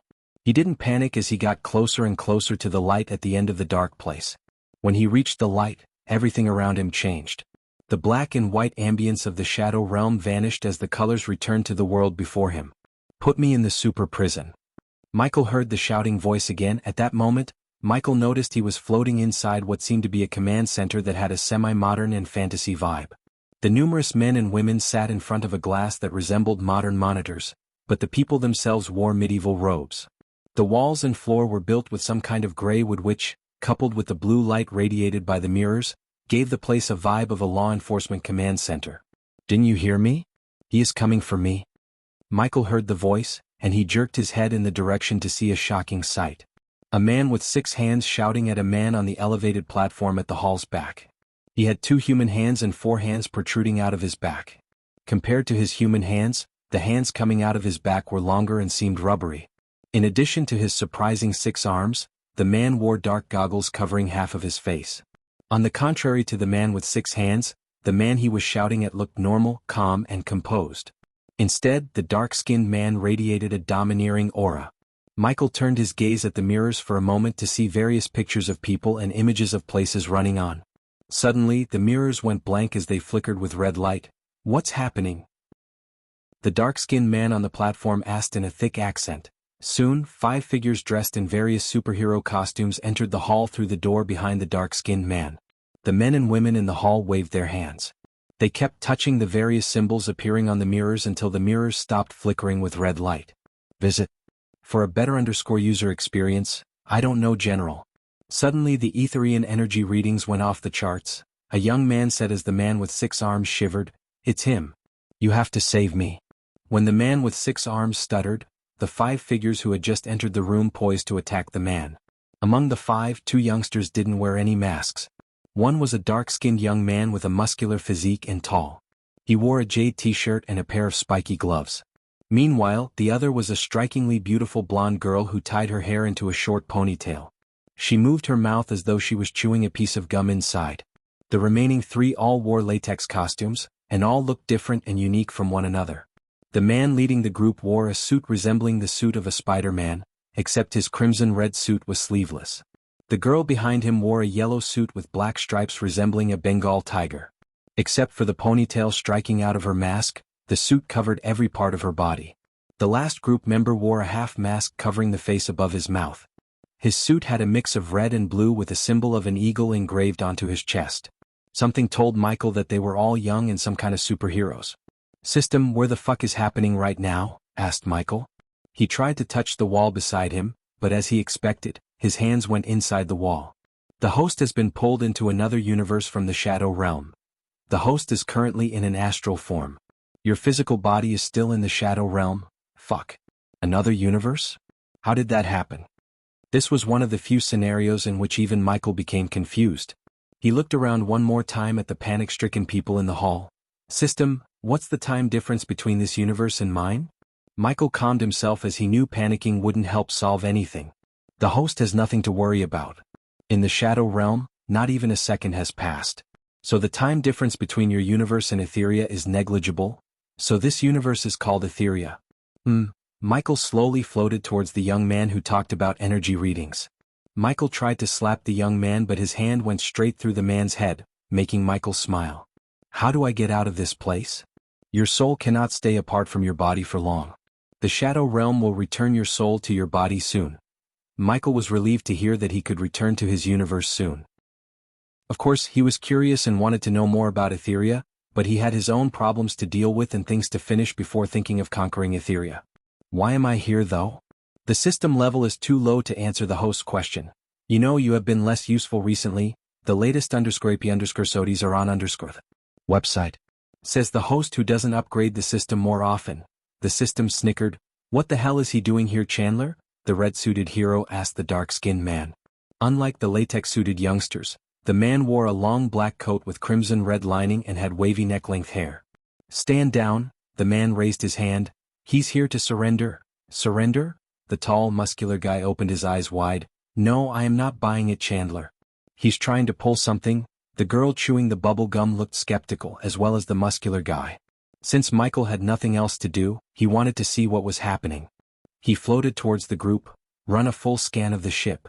"I don't want to get caught with my pants down." Instead of responding to the angry youngster, the man ordered his crew. "For God's sake, put me in jail or call the Supreme Ones." Michael noticed the man with 6 arms shivering uncontrollably and sweating like a pig. "Calm down, Fergus. You're safe here." Michael turned back to see a young woman in black Kevlar armor walking towards them. She almost walked through Michael. "General Atkins," she placed her 3 fingers on her chest and bowed towards Chandler. "We have searched through the ship. We are safe and secure, General." After hearing the lady, Fergus deeply exhaled. He looked a little bit relieved. "Now will you tell us why he suddenly changed his mind?" Michael saw the sleeveless hero ask. "The Reaper." The entire hall went silent when Chandler said the name The Reaper. No one uttered a word, and Michael saw fear and terror in everyone's eyes except Chandler and the lady who entered the hall lastly. "Fergus believes the Reaper is going to kill him next," Chandler said. "Believes? Fuck you, Chandler. What do you think happened to Poison Lenora?" Fergus asked, looking at the 5 youngsters. "According to the UFH records, she disappeared." The girl chewing a gum answered Fergus as he snickered. "Disappeared my ass. She was killed." "No, not killed. The Reaper slaughtered her." As soon as Fergus spoke these words, the youngsters gasped in shock. "Visit." For the best no_val__G experience, the youngsters were stunned. Michael could sense the shock in their hearts despite their masks covering their faces. "What the hell is he talking about, General?" the girl wearing a tiger suit asked. "What happened to her was strictly need to know. I have a feeling that you have a reason to share this information with us now." Michael turned his gaze towards the young man with an eagle emblem on his chest. His voice had a rather soothing effect as he spoke so calmly. "You're going to escort Fergus to Supreme One's headquarters?" "No." Both the sleeveless guy and Fergus shouted at the same time, disagreeing with Chandler. "Why can't you take me there? Or get the Supreme Ones to take me? I'm not going to go with these amateurs. The Reaper would massacre them in minutes." The muscular young man threw him a threatening glance at Fergus, but he didn't give a damn. "Bringing you ourselves to them is like flashing our location to the Reaper," Michael heard Chandler. But by looking at his eyes, Michael could tell Chandler was lying. The real reason why he was ordering the youngsters to escort Fergus was definitely something else. Michael was 100% sure. "Alert! Alert! Alert!" Suddenly, a mechanical voice resonated in the ship as the room turned red. "What's happening?" the lady behind General Chandler shouted. Michael noticed the images running on the mirrors slowly transforming into a wolf's head. "General Chandler, we've been hijacked by the lone wolf," the young man from before shouted at General Chandler. "I knew it. I knew coming here was a mistake. I am out of here." Fergus frantically shook his head before trying to get out of the platform, but the 5 youngsters blocked his way. "You're not going anywhere," the sleeveless hero exclaimed. "Visit. For a better user experience, get her out of my ship." General Chandler raised his voice as the men and women in the hall began to work like bees. Then, General Chandler turned around to look at the lady. "Captain Ivy, get your team ready and meet me here in 5 minutes. I have a feeling the Reaper is coming here for his life." The crew of General Chandler began to work like worker bees. Michael flew around the hall, trying to better understand how the mirrors worked. They looked like some kind of hybrid of magic and technology. Michael noticed every mirror had a glass cube with a bright light glowing within.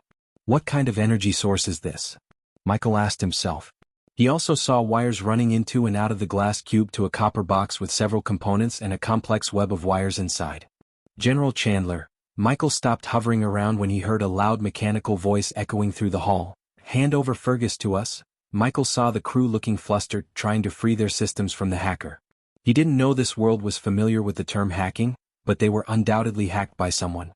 Everything happening in front of him piqued his curiosity to the next level. It was kinda relaxing to sit back and watch the chaos someone else had been creating. Instead, he was excited to see what would happen next while pondering why the Shadow Realm teleported him to Etheria. "That's not going to happen," General Chandler calmly said. They all waited for the hacker to respond, but they simply didn't. But suddenly the ship jerked as something just hit the ship from above. The ship's defense systems have been deactivated. Michael heard the mechanical voice of the ship resonate in the hall. He could feel his excitement rising within his heart. "Captain Ivy, go," General Chandler ordered Eve as she rushed out of the hall. "Everyone," after sending Ivy away, General Chandler called out his crew, "Go to the hangar bay." The crew members immediately stood up from their seats.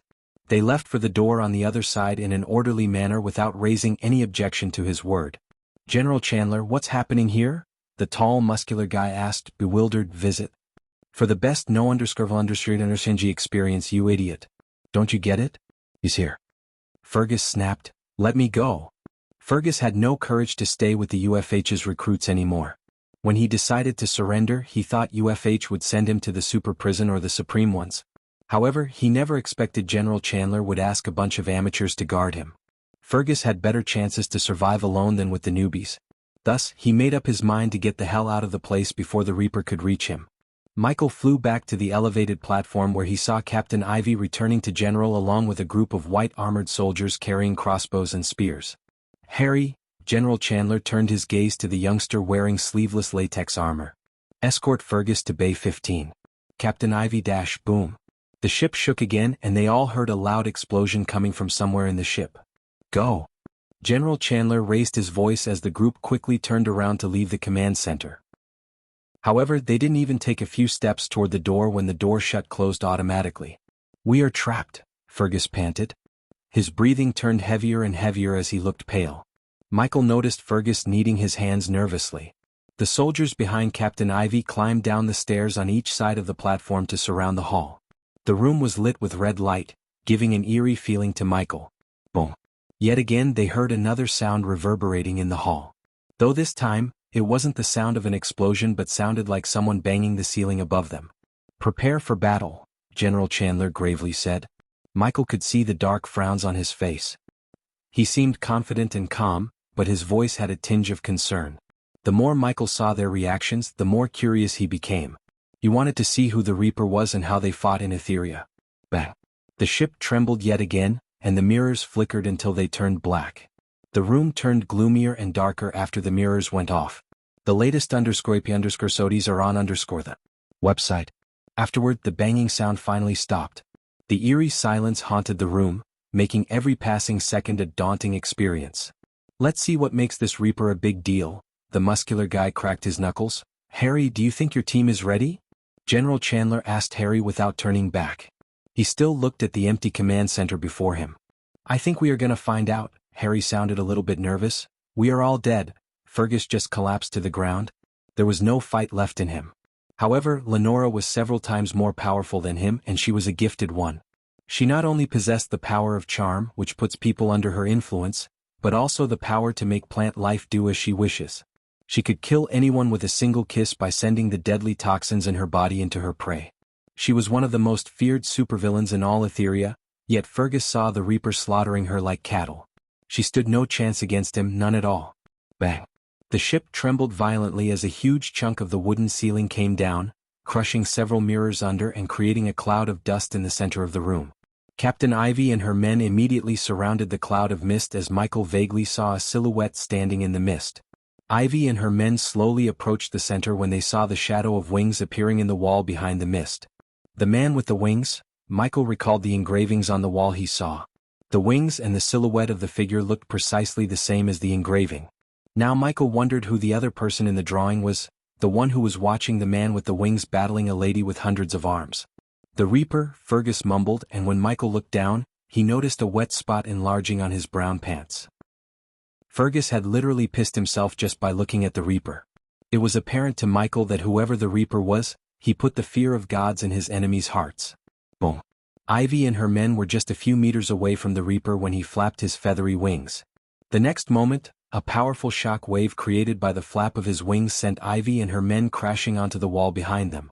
Although Michael was not in his physical form to feel the shock wave, he could guess the force by looking at the trembling platform. The youngsters and General Chandler had to hold onto the rails to avoid stumbling down. Michael looked around to see Ivy and her men lying on the ground without any movements. Some even bled because of how badly they hit the wall before falling onto the ground. Dang! The girl chewing a gum stick blew out a bubble and exclaimed. The shock wave cleared the cloud of dust, revealing the Reaper to everyone in the hall. As soon as Michael's gaze swept the Reaper, he was hit with a familiar feeling. The Reaper wore a long black coat and a suit of armor that seemed like it was made of Kevlar and some metal plates underneath. Visit. For a better user experience, his raven black hair, how he dressed, and the cold murderous look in his eyes reminded Michael of himself. Besides, Michael had a feeling that he had seen him in life before.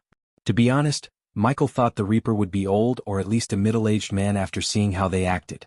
However, the Reaper was a young man. At most, he would be 25 or 26, definitely not more than that. Give me Fergus and no one has to get hurt here. The Reaper's voice sounded like a death bell, clear, loud, and dosed and full of killing intent. Except you. The tall muscular guy leaped from the platform and landed a few meters away from the Reaper. Carl! Harry shouted, trying to stop him, but it was too late. Carl walked towards the Reaper, cracking his knuckles.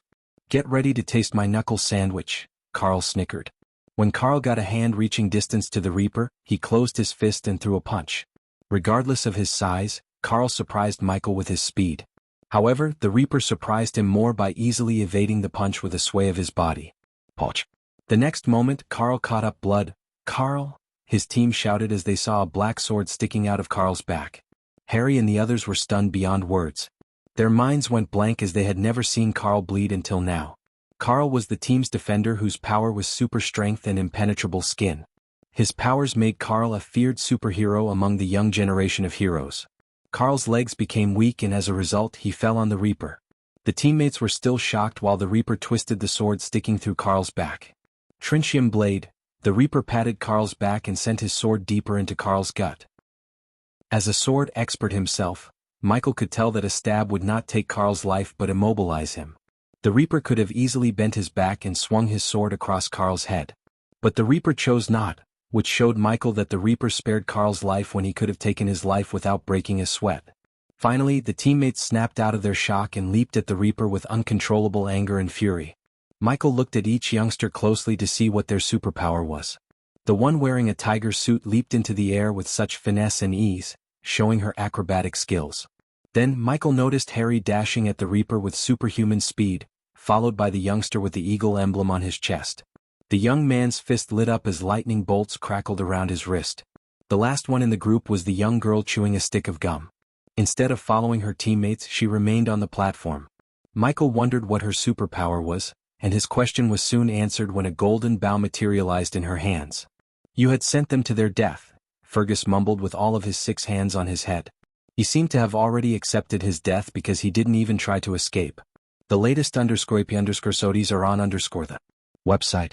Meanwhile, the wings just disappeared from sight as the Reaper drew his sword out of Carl. Carl collapsed to the ground, holding his gut to stop the bleeding. Cheetah, take him away. Harry shouted at the tiger-suited girl. She was diving toward the Reaper, but when she heard Harry's order, she changed her trajectory and landed beside Carl. Whoosh!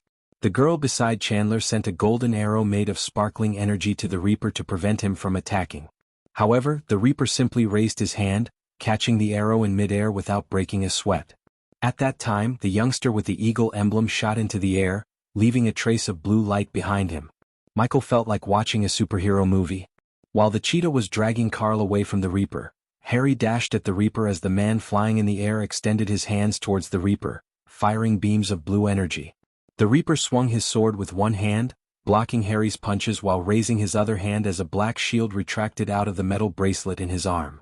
The black shield reflected the light beams back at the man above.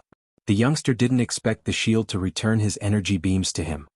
He tried to evade but was a few seconds late as the light beam blasted him onto the ceiling above him. Neon! Harry shouted, seeing Neon hitting the ceiling sling. Harry was still in shock when the Reaper swung his fist, sending the shield flying towards the girl, firing arrows from the elevated platform. Boom! Michael saw the black shield crashing onto the girl and sending her flying back. The bow and arrow in her arms vanished into thin air, and surprisingly, the shield bounced onto the wall behind the girl and flew back to the Reaper. While looking at the battle, Michael understood one thing. The superhero team wasn't amateurs, but the Reaper had superior battle experience than them. He was calculating everyone's move even before they could make it. Despite the youngsters showing good teamwork and coordination, the Reaper had the upper hand because of battle awareness. As the shield returned to his hand, the Reaper turned his full focus to Harry, who fought without any weapons. Michael saw the shield retracting into the bracelet rather than disappearing as Michael initially expected. The device on the Reaper's arm gave him the idea to build something like that so he could defend himself in a physical fight. Until now, Michael depended on his superior close combat skills and sword master to defend himself in a battle with no spells involved. Although Michael felt no need for a shield as it would cramp his fighting style, he decided to build a device like the one the Reaper has. Neon and the archer girl were picking themselves from the ground as Harry fought the Reaper single-handedly. Michael couldn't take his eyes off the Reaper and Harry. It was like watching a kung fu movie where two masters fought to the death. Visit. For a better user experience compared to the rest, Harry seemed to have more battle experience. He almost reacted as fast as the Reaper and blocked his punches and kicks. I can do this all day, Harry said, blocking the Reaper's punches. I don't have all day, the Reaper snickered. The very next moment, the Reaper vanished into thin air, shocking everyone except Chandler. However, Michael noticed Chandler's face showed no signs of shock. If Michael was right, Chandler knew about the Reaper's powers unlike the rest. Harry was stunned when the Reaper vanished into thin air. He jerked his head around to locate him but failed to do so. Then, suddenly he appeared behind Harry. Although Harry possessed the power to sense dangers, his reflex failed him because the Reaper was too fast. He sweep-kicked Harry to make him lose balance, and then, the Reaper roundhouse kicked Harry in the head with enough force to create a small shock wave around them. Harry! Neon, the archer girl, and the cheetah all shouted as they dashed at the Reaper. The Reaper stomped on Harry's chest as he coughed up blood through his mask. The archer girl and Neon repeatedly fired arrows and energy beams at the Reaper. At the same time, the cheetah dashed at him with her claws growing several inches from her fingers. The cheetah swung her steel-like claws at the Reaper, only to be blocked by the shield on the Reaper's hand. Her claw produced sparks when they clashed with the shield. Unfortunately for the cheetah, she was not on the same level, or her claws were sharp enough to cut his armor. Hence, he simply let her scratch his chest, and when she did, he easily grabbed her hands. Whoosh! At that exact moment, the archer girl fired an arrow. Little did she know that the Reaper would use the cheetah as his shield. Poch! The arrow pierced the cheetah's back. Cheetah! The girl shouted and panicked at what she had done. Meanwhile, the Reaper showed his ruthless side of him by pushing the arrow sticking out of the cheetah's back further into her. He did not stop with that. Instead, he unsheathed his black sword from his behind lightning quick and stabbed the cheetah in the gut. Just like before, Michael noticed he didn't go for the kill but stabbed her just to immobilize her. Neon didn't fire energy beams because Cheetah stood so close to the Reaper. After Michael pushed aside the cheetah, Neon flew towards her instead of attacking the Reaper. Visit. For a better user experience, he flew towards the cheetah as fast as possible and tried to fly away from the Reaper with the cheetah in his arms. The Reaper, however, had a different idea. The Reaper grabbed Neon by his legs when Neon flew closer to him and pulled Neon towards him. The Reaper was too strong as Neon couldn't fly away. As his feet touched the ground, the Reaper grabbed Neon by his neck and punched him in the face. Jurch! Harry growled, but the Reaper knocked him out once again with a stomp on Harry's head. Bang! Bang! Bang! The Reaper repeatedly punched Neon in the face as Michael saw blood splashing out of Neon's mouth along with a few teeth. Seeing her teammates getting slaughtered, the archer girl lost her calm composure. She leaped from the platform. In midair, she fired arrows after arrows and didn't stop raining down arrows even after her feet touched the ground. She was really talented with the bow. Otherwise she would have hit Neon instead of the Reaper. Her arrows hit the Reaper without missing. But none of the arrows could penetrate his armor. She moved closer and closer to the Reaper to the point she swung her fist in uncontrollable anger. However, the anger blinded her and lowered her intelligence. She was an archer, not a close combat fighter like Harry or the cheetah. Even they couldn't beat the Reaper, let alone an archer and a delicate girl like her. When she tried to beat him with the energy bow, the Reaper released Neon's neck as he collapsed to the ground. "You should have gone for the head," the Reaper coldly said before grabbing both her arms. Bang! The Reaper headbutted the archer with enough force to knock her out instantly. Then, when all the five were on the ground either knocked out cold or bleeding, the Reaper finally turned his gaze at Chandler. Michael followed the Reaper behind as he suddenly vanished into thin air. A second later he appeared behind Chandler. "No, no, no, no, no." Fergus began to stutter in fear. Chandler slowly turned around to see the Reaper staring at him. "Draven?" Chandler called the Reaper by his name. Unlike Fergus, who shivered and looked pale, Chandler remained calm and composed. "You are walking a dangerous path, Draven," Chandler said in a grave tone, but Draven didn't reply. "The latest studies are on under website. You are doing more harm to Etheria than good, Draven. You can't clean this world by killing everyone you think needs to be killed. A whole lot of good you're doing, Chandler," Draven snickered. "I am talking to the Draven I know, the Angel of Lotus. Not to the Reaper you had become." "Ha!" Surprisingly, Michael saw Draven burst into laughter. High scold laughter echoed through the eerie hall until he stopped laughing. "The Angel of Lotus is long dead. They slaughtered my family in front of my eyes, and when I need the UFH most, you took away my powers." Draven grabbed Chandler by his neck and lifted him off his feet. "Your people catch villains at the cost of innocent lives and they call them heroes. I kill a villain to save those innocent lives and you call me evil. It's not fair. Your ways are wrong, Draven. There is no difference between what you do and what the people you kill do." Chandler struggled to speak those words. "If anyone follows me, I won't be merciful next time." Draven punched Chandler in the face without holding back his strength. As soon as his fist met Chandler's face, Chandler's nose cracked with a sickening crunching sound. Draven threw Chandler off the platform and looked down at Fergus. Don't kill me." Fergus crawled back in fear. Crack. Michael saw Draven step on Fergus' feet, applying pressure until Fergus screamed in agony. Then Michael could hear the bones in Fergus' feet crushing under Draven's boots. "How does it feel?" Draven asked coldly as Fergus kept screaming as loud as he could. Michael saw tears gushing out of Fergus' bloodshot eyes and blood seeping out of his feet. "Do you remember her face, Fergus? Do you remember how she begged you to let her go?" Michael heard Draven stutter, and for the first time ever, Michael noticed Draven's face show a sign of despair. When Michael looked Draven in his eyes, he could see the immense grief Draven had been holding in his heart. Please, let me go." Fergus screamed in agony, but Draven showed no mercy. After crushing Fergus' feet, Draven lifted him off by his collar. Crack. Visit. For a better user experience, the moment Fergus stood up, Draven broke Fergus' right hand. "Arga. You and I are gonna spend so much time quality together." After everything was said and done, Draven grabbed Fergus by his hand and closed his eyes for a second. At that time, Michael noticed a golden light around Draven. "Does the host wish to follow Draven?"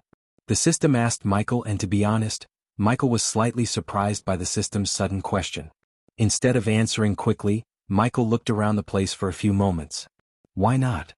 Michael firmly believed he was in Etheria for a reason. Something told him Draven held the answer to his question. Besides, Michael couldn't help feeling a strong connection with Draven. It was a sense of familiarity that he had never experienced before. When Draven opened his eyes, Michael saw a golden scroll in his hand. "Teleportation scroll," Michael mumbled, recognizing the parchment. "The system requires 5,000 points to lock onto Draven." "Do it," Michael ordered the system. As soon as the system consumed his 5,000 badass points, he was pulled towards Draven. As he looked around the command center one last time, Michael sighed before his vision became blurry. "You're back." Michael's vision cleared as he saw a charming brunette wearing glasses welcoming Draven. She was sitting behind a set of mirrors, tapping on them left and right. Michael looked around to get a sense of where he was. The large hall he was floating in the air looked neat, clean and tidy. A door leading to somewhere else was located at the end of the hall. That door seemed to be the only way in and out of the hall except through the windows. He could see the mountains and lush green forests through the windows. Yet, surprisingly, they were slowly moving at a steady pace and the buildings on the ground looked tiny. An airship. Michael was in airships before, so he immediately recognized that he was currently in an airship turned into Draven's flying fortress. Other than the tiny workstation in the center of the hall, Michael noticed the swords, bows, arrows and various weapons hanging on the wall. "How many people have you killed?" the girl sighed. "No one died." "At least not yet." Draven looked at Fergus, who was shivering from head to toe. Draven dragged the six-armed man to the wall near where the weapons were hanging.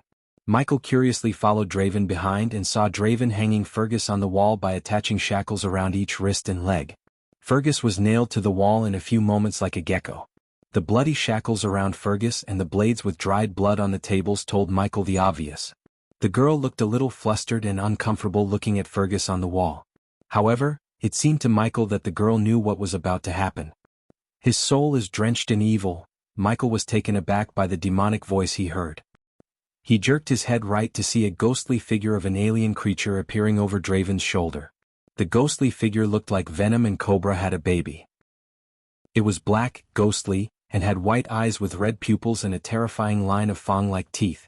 The creature licked his lips, looking at Fergus. What is this?" Fergus wriggled violently against the shackles after seeing the alien creature.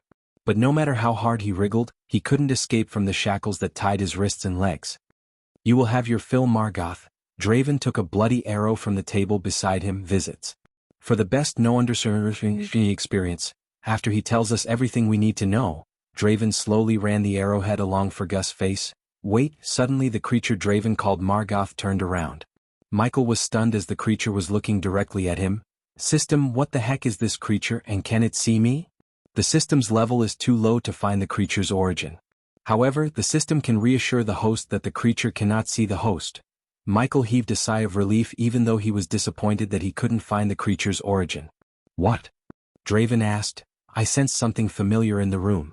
Something powerful." As soon as the girl heard Margoth, she stopped working and turned around. "What is it? Are you sensing it right now?"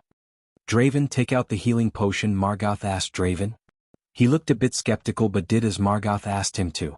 Then, Draven put his hand inside his long coat pocket to take out a glistening blue vial of healing potion. "Is that my healing potion?" Michael was stunned. There was no doubt in his mind. The healing potion in Draven's hands was the same healing potion he brewed. What surprised him more was that the healing potion was 90% pure. "How can my healing potion come to another universe?" Michael's mind went blank. He had no idea that Draven possessed a system of his own, the legendary system. To those who don't know, Draven is the MC of anti-hero with a legendary system. "I sensed the same energy radiation coming from the healing potion just a moment ago. Are you still sensing it?" Draven asked, looking around the hall. "No. But I swear I sensed it," Margoth said gravely. "Might be because of him. He worked on the Black Project after all. Maybe he came across something with the same energy radiation."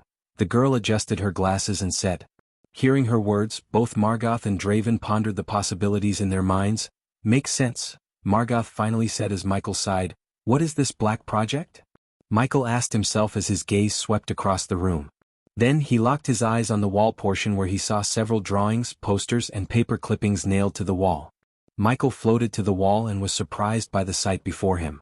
Some of the drawings of people had red cross marks on them and the rest, including Fergus' drawing, didn't have the red cross. The paper clippings were mostly about murders, battles between a hero and a villain, feats of UFH, and collateral damages of a battle between gifted ones. Every incident and portrait were connected by a red thread. The entire portion of the wall reminded Michael of his kill board back on Earth.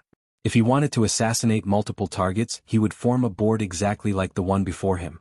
The more he spent time with Draven, the more he realized how similar they both are. "Visit. For the best no-understanding experience, embark." The ear-piercing scream of Fergus abruptly halted Michael's train of thoughts. He quickly turned around to see Draven slowly penetrating Fergus' palm with the arrow in his hand. "The Black Project. Tell us about it," Draven coldly asked as Michael saw the girl turning her focus back to the mirrors. It was evident that she didn't like to watch Draven torture Fergus. I don't know, embark." Draven twisted the arrow, inflicting as much pain as he could to Fergus. Listen, maggot, we are gonna kill you and no one is coming to save you. So tell us what we want to know and he'll tell him to give you a quick death. Margoth snarled while Fergus wriggled frantically in pain. You saw what I did to Lenora, right? Hold back what you know and it'll make you think what I did to Lenora was child's play. Draven left the arrow in his palm and took a rusty knife from the table. Just tell him, Fergus, the girl said without turning back. Listen to her, Fergus. He gets really creative when he wants to know something. Since you're one of the scumbags who killed his family, he will redefine torture. Margoth moved closer to Fergus. So tell us about the Black Project and seize this golden opportunity, quick death. He won't talk until he loses something he loves. Draven snickered, fiddling with the rusty cleaver in his hand. What? What you're going to do? Fergus stuttered as Draven ran the rusty meat cleaver along one of his 4 rubbery arms. Poch. The girl closed her eyes tight as Michael saw Draven cut Fergus' wrist with the rusty meat cleaver. His severed wrist hit the ground with a sickening thud. Fergus frantically wriggled during his hand sprayed blood all over Draven. But the latter didn't mind the blood at all. I have 8 more pieces of you to cut.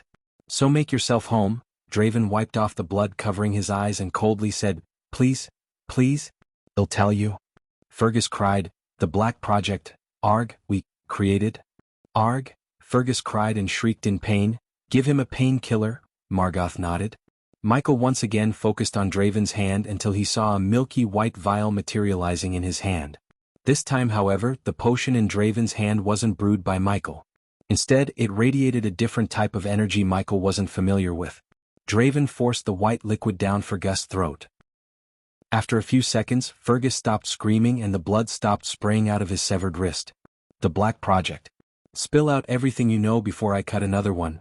The Black Project is all about opening portals to other universes. Michael immediately dashed at Fergus when he heard the words, opening portals to other universes? The girl couldn't stay still, so she left her workstation and came to Fergus despite all the blood and gore. I thought other universes are just a myth. The latest understudies are on website. Where do you think we met Sarah? Margoth asked the girl. Isn't Void just a pocket dimension? I thought so too. But no, the Void is the place between universes. Michael heard Draven. Did I tell you to stop? Margoth growled at Fergus as he continued to spill everything he knew about the Black Project. The Demon's Touch device doesn't just take your powers. It sends your powers to the Void. Those who built the device didn't know that until... Fergus' voice trailed off. Until? Sarah asked, looking at Fergus swallowing a mouthful of saliva nervously. Until what happened to you? Something interfered with the device that day. Whatever that was, it caused the device to open a portal to the Void temporarily, so that's why the Sinisters attacked UFH and tried to steal the device. They want to open a portal to the Void. After a few minutes of silence, Sarah opened her mouth. Fergus nodded. Apparently not only the Sinisters, Margoth exclaimed as Sarah creased her brows. What do you know about the Supreme Ones working on the Black Project? I don't know, I just heard some rumors. Fergus was terrified to say that he didn't know. Thus, he quickly decided to tell them about the rumor he heard when he was with the Sinisters before Draven cut his another hand. They want to find another Krypton in another universe. Michael didn't know what happened, but Draven immediately grabbed Fergus' neck. What do you mean another Krypton in another universe? They believe there's another universe similar to Etheria where the Krypton is still alive. Michael may not possess the ability to read minds. Still, when he heard Fergus' words and saw how Draven reacted, he knew Draven's mind thought about finding his deceased family members in another universe. The host doesn't have to panic. There is no other universe similar to yours and there is no other you. Michael heaved a long breath of sigh and even smiled. But what about Etheria? The system requires 10,000 badass points to answer the host. Now you're asking for payment to answer my questions? Geesh, okay, take it. Michael waited a couple of seconds for the system to finally answer his question. Visit. For a better user experience. There is another universe similar to Etheria.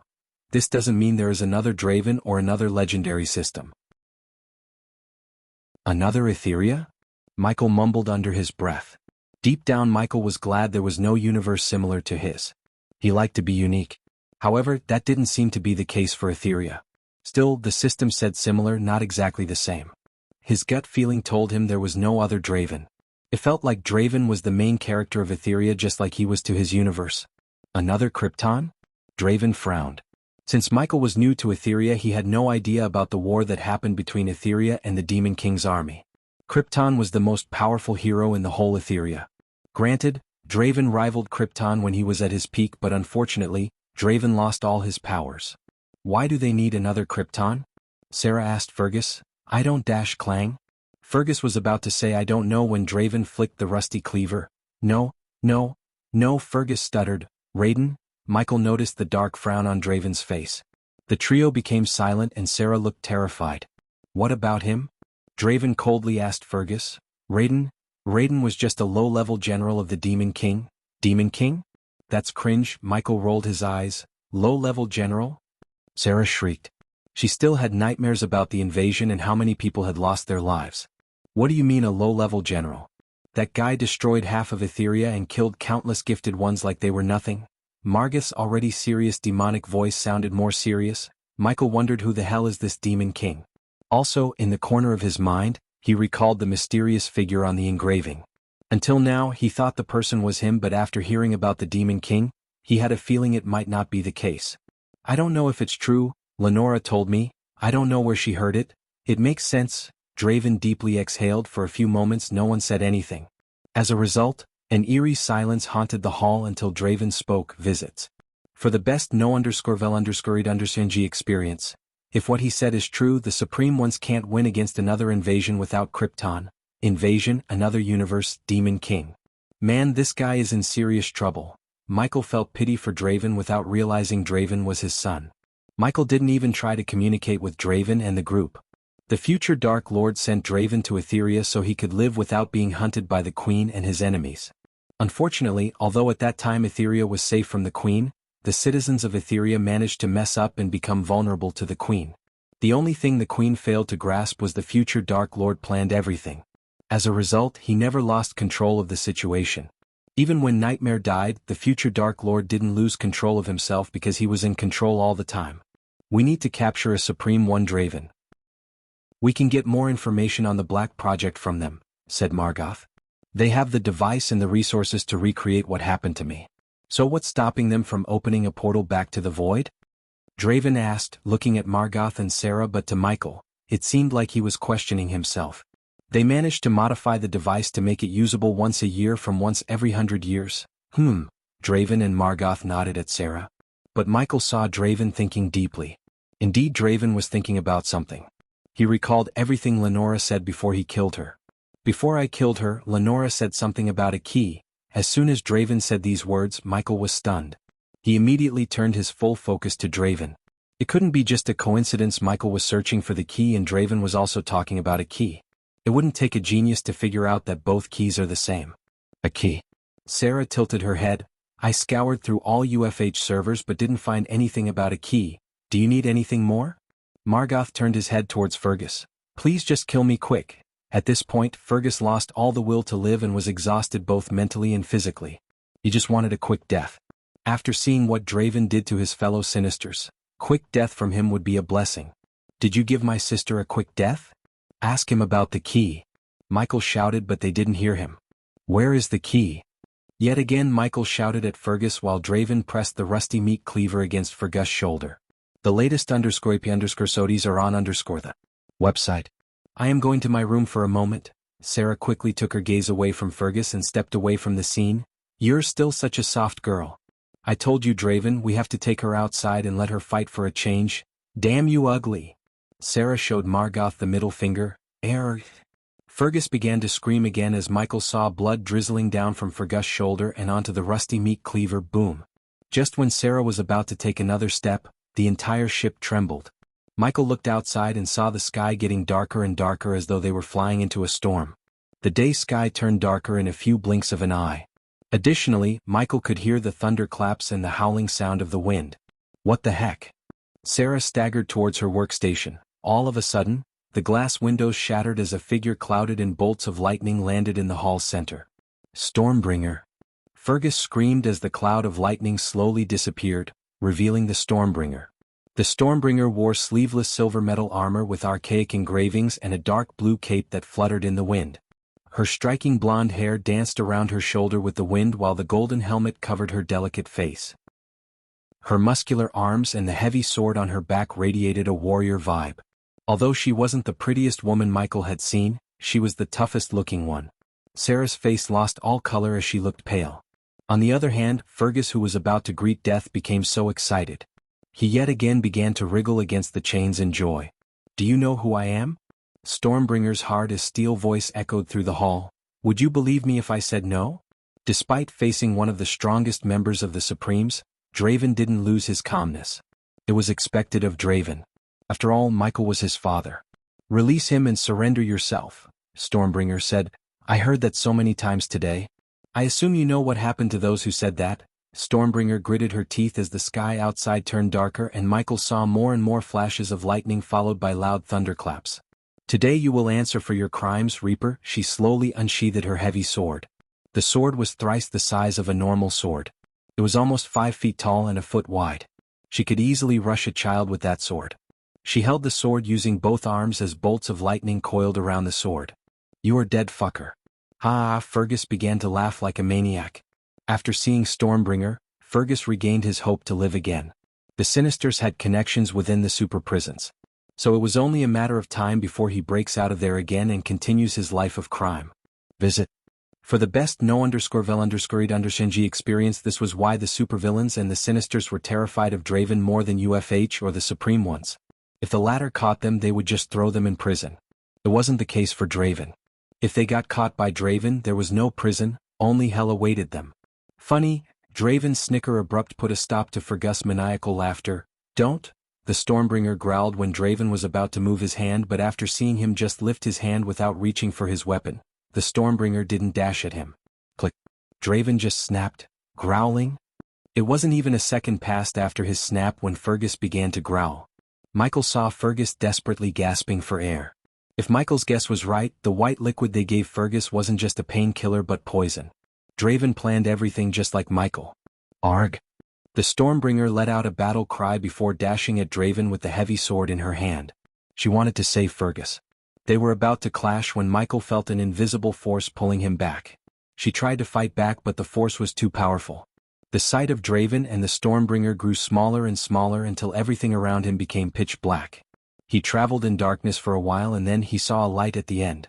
Little by little he got close to the light and saw his body. It took Michael a few more seconds to settle in his body and become whole again. Michael gasped for air, feeling an excruciating headache for a few moments. His face turned green as Michael felt an urge to throw up, and he did. For a few moments he coughed up blood.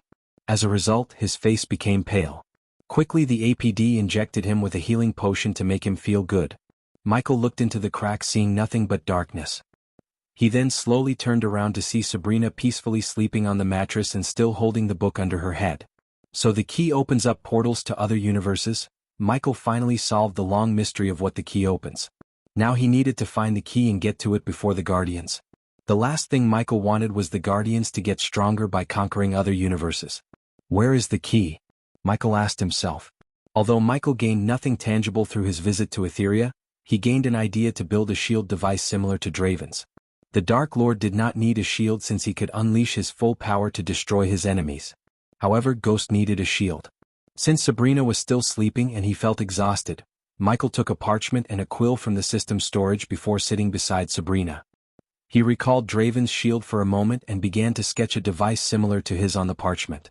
With his inventor skill and Elidor, he was confident he could make a device that would make Draven's shield look like a cheap toy. Visit. For a better user experience. After finishing the sketch for the new retractable shield in a gauntlet, Michael fell asleep on the ground.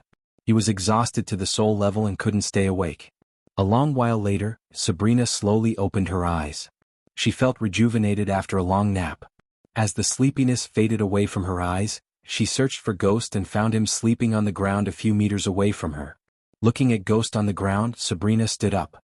For a few moments she looked around the place to make sure no one was around them. Then she brought the blanket to Michael and covered him with the blanket. She made sure the blanket covers him from neck to toe. While Michael was peacefully sleeping, Sabrina kindled the fire and sat beside the fire. The gloomy hallway was haunted with silence. The only sound Sabrina heard was firewood crackling under flames. In the gloomy silence, she recalled everything she went through over the last couple of weeks. The vampires took turns beating and torturing her, especially Zeke. He took pleasure in inflicting her pain. They cut her back and arms just to make her bleed. Then the vampires collected her blood and drank it like wine. At first, she tried to fight, but without arch energy she had no chance of defeating them. She just wanted to prove herself.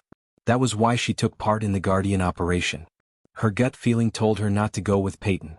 However, Noah always instructed her to take risks. She could still hear the Guardian's screams. Elijah slaughtered the Guardians, showing no mercy. It only took him a couple of minutes to slaughter them. However, he did not only slaughter them, he drank them until they were mummified. The last thing she remembered was another greater vampire dragging Peyton by her hair.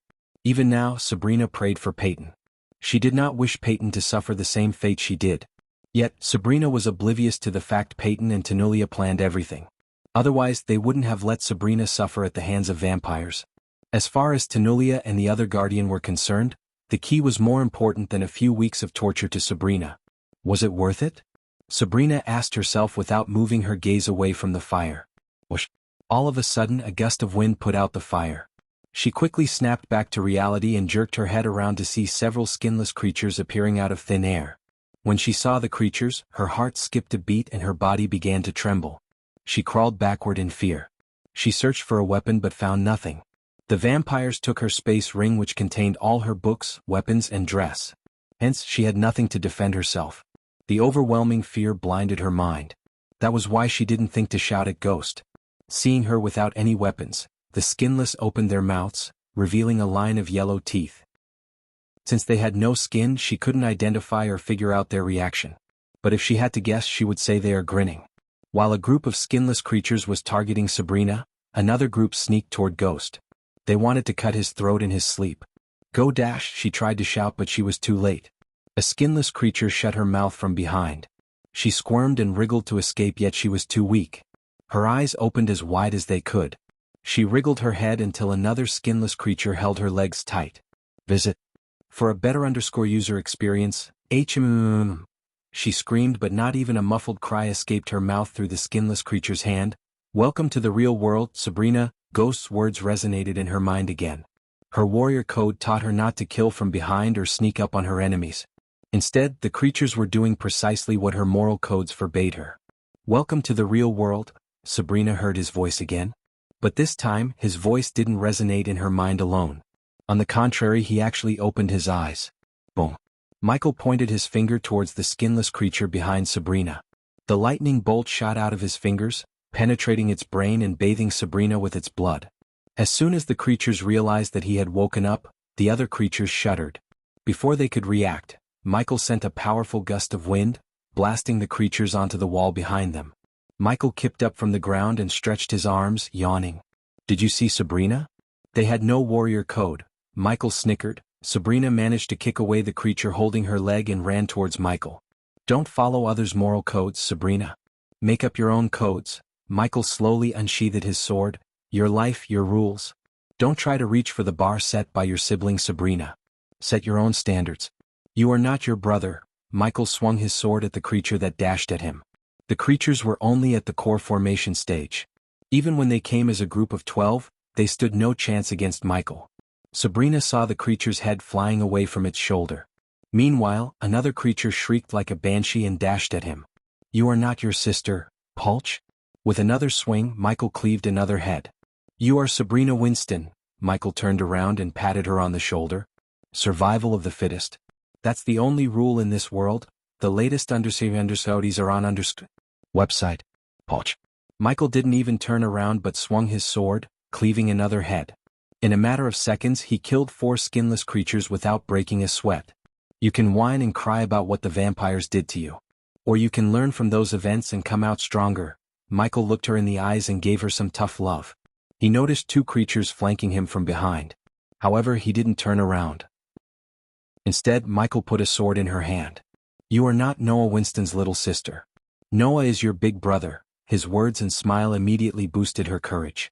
She grabbed the hilt tight, and the moment the 2 creatures got closer to Ghost, she moved as smooth as water and swung her sword. The severed head didn't even hit the floor when Sabrina swayed to the side and swung the sword to cleave another head. Her eyes flickered in bright light when the 2 heads hit the ground. Michael turned around to see a new more badass Sabrina Winston. Instead of killing the creatures by himself, Michael stepped back, letting Sabrina kill the others. Since she and the creatures were at the core formation stage, he knew she could face them. Unlike before, the remaining creatures didn't dash at Sabrina blindly. Rather, the archers dashed away from Sabrina and Michael, putting some distance between them. The rest slowly surrounded the duo cautiously without making any sudden movements. Michael put his hands behind his back and let Sabrina handle the creatures. Ding!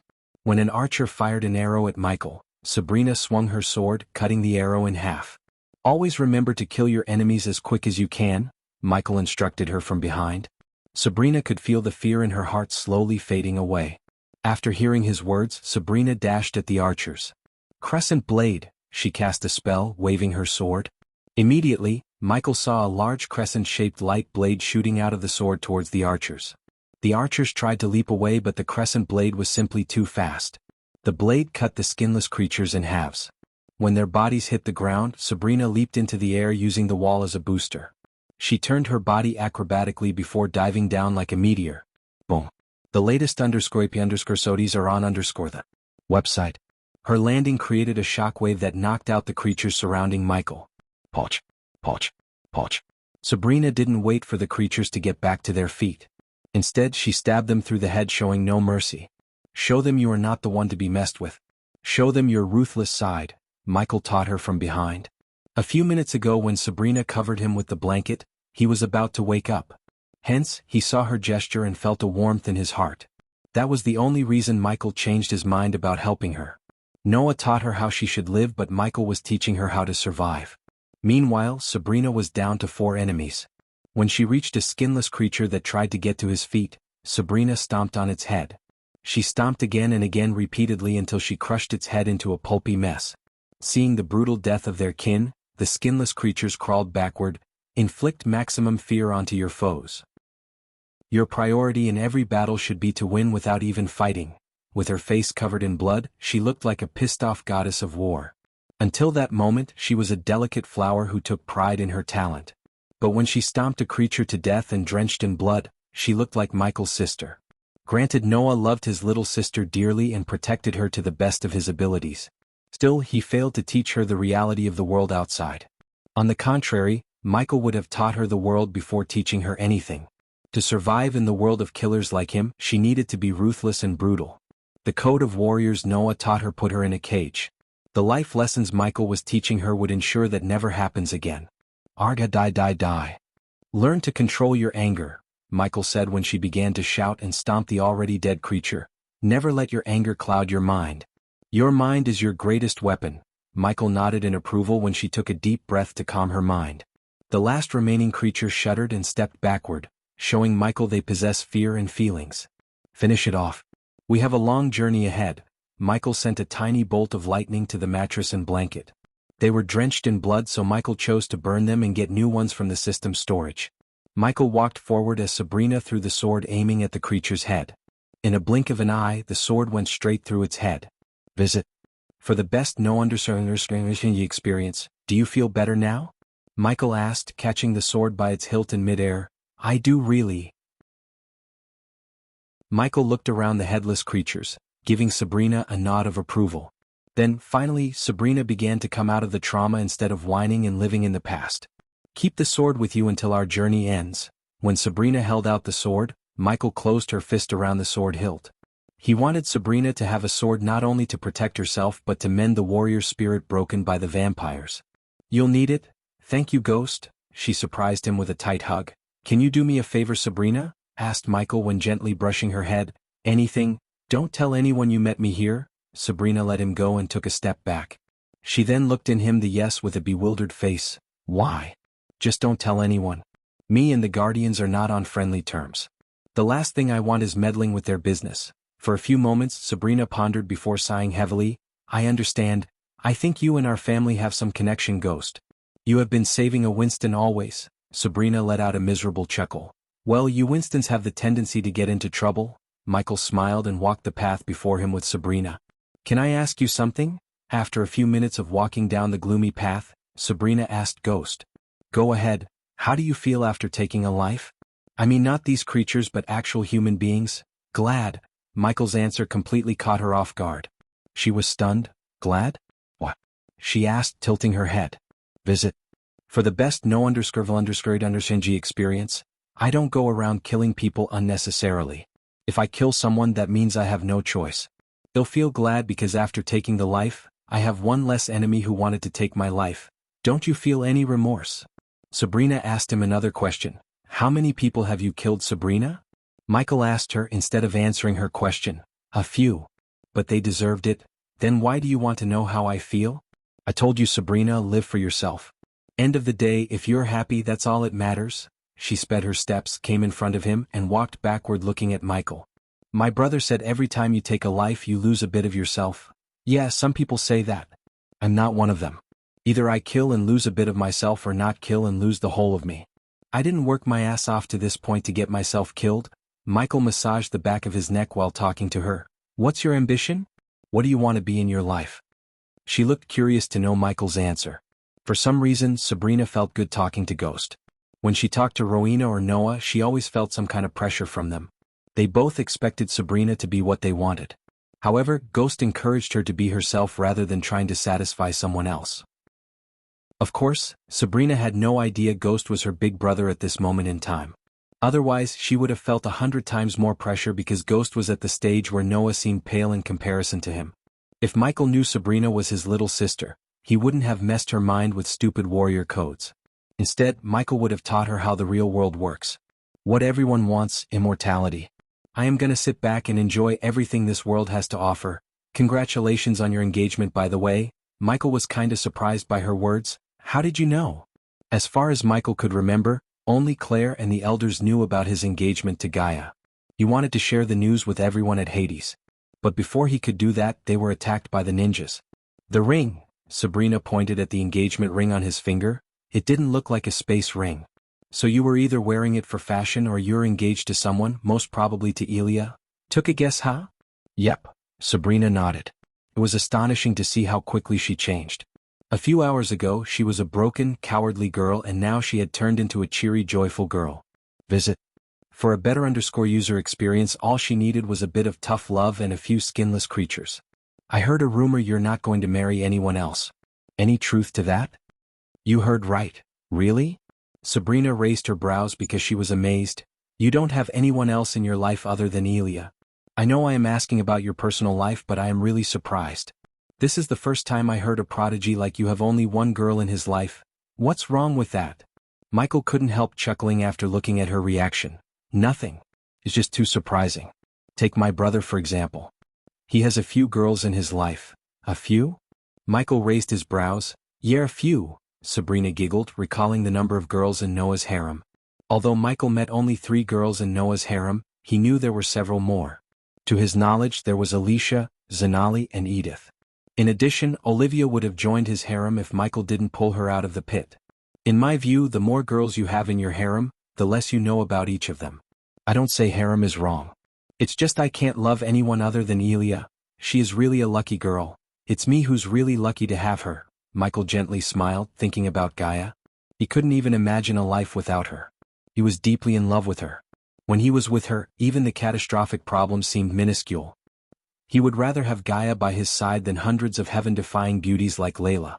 While they were walking further and further into the gloomy path before them, Michael noticed symbols and shapes creating something he could make sense of. Sabrina saw Michael suddenly turn his gaze towards the wall and walk towards it. You see something? Sabrina asked. She looked closer at the wall but saw nothing but indistinguishable shapes and symbols. Michael on the other hand saw the woman with thousands of arms in the wall yet again. But this time she was under someone's feet. The man with a long cape fluttering in the wind brushed her neck with his boot while raising his arm to the sky. Michael followed his hand and saw what looked like a meteor down on her. Looking at the drawing, Michael creased his brows. He thought the Thousand Arms woman might be the queen. He wondered who might be the man crushing the almighty queen under his feet like she was a bug. Besides the man, he also noticed a dog. He looked closer as the dog resembled a German shepherd but with wings. Both the dog and the man seemed to be laughing. Michael slowly walked along the wall to see more and more engravings, and all of them had the man and the dog.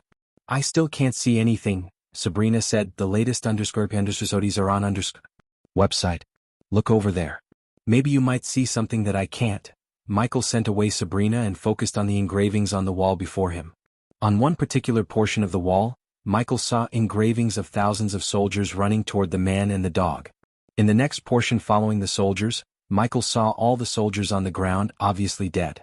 He saw the dog ripping off the soldier's armor. Who is he? Michael touched the man and asked himself. Previously, Michael saw the engravings of Draven. Surprisingly, he was pulled into Etheria and Michael had actually met Draven.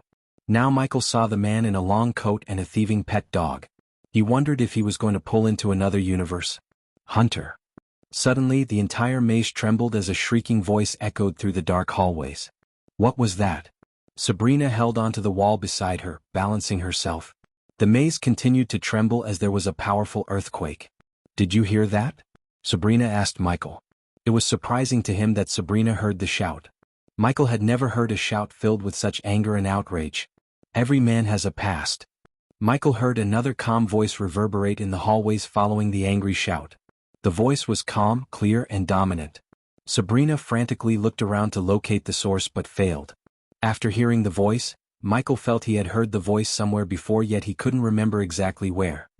I have a history. The tremor slowly lost its power as Sabria steadied herself. It's no wrong if you kill thousands of enemies. But letting one traitor live is. Michael heard the same voice again after a few seconds. I am sure I'm the villain in everyone's stories. I am the fucking hero in mine. As soon as the voice shouted, Michael and Sabrina were thrown into the air by a powerful gust of wind.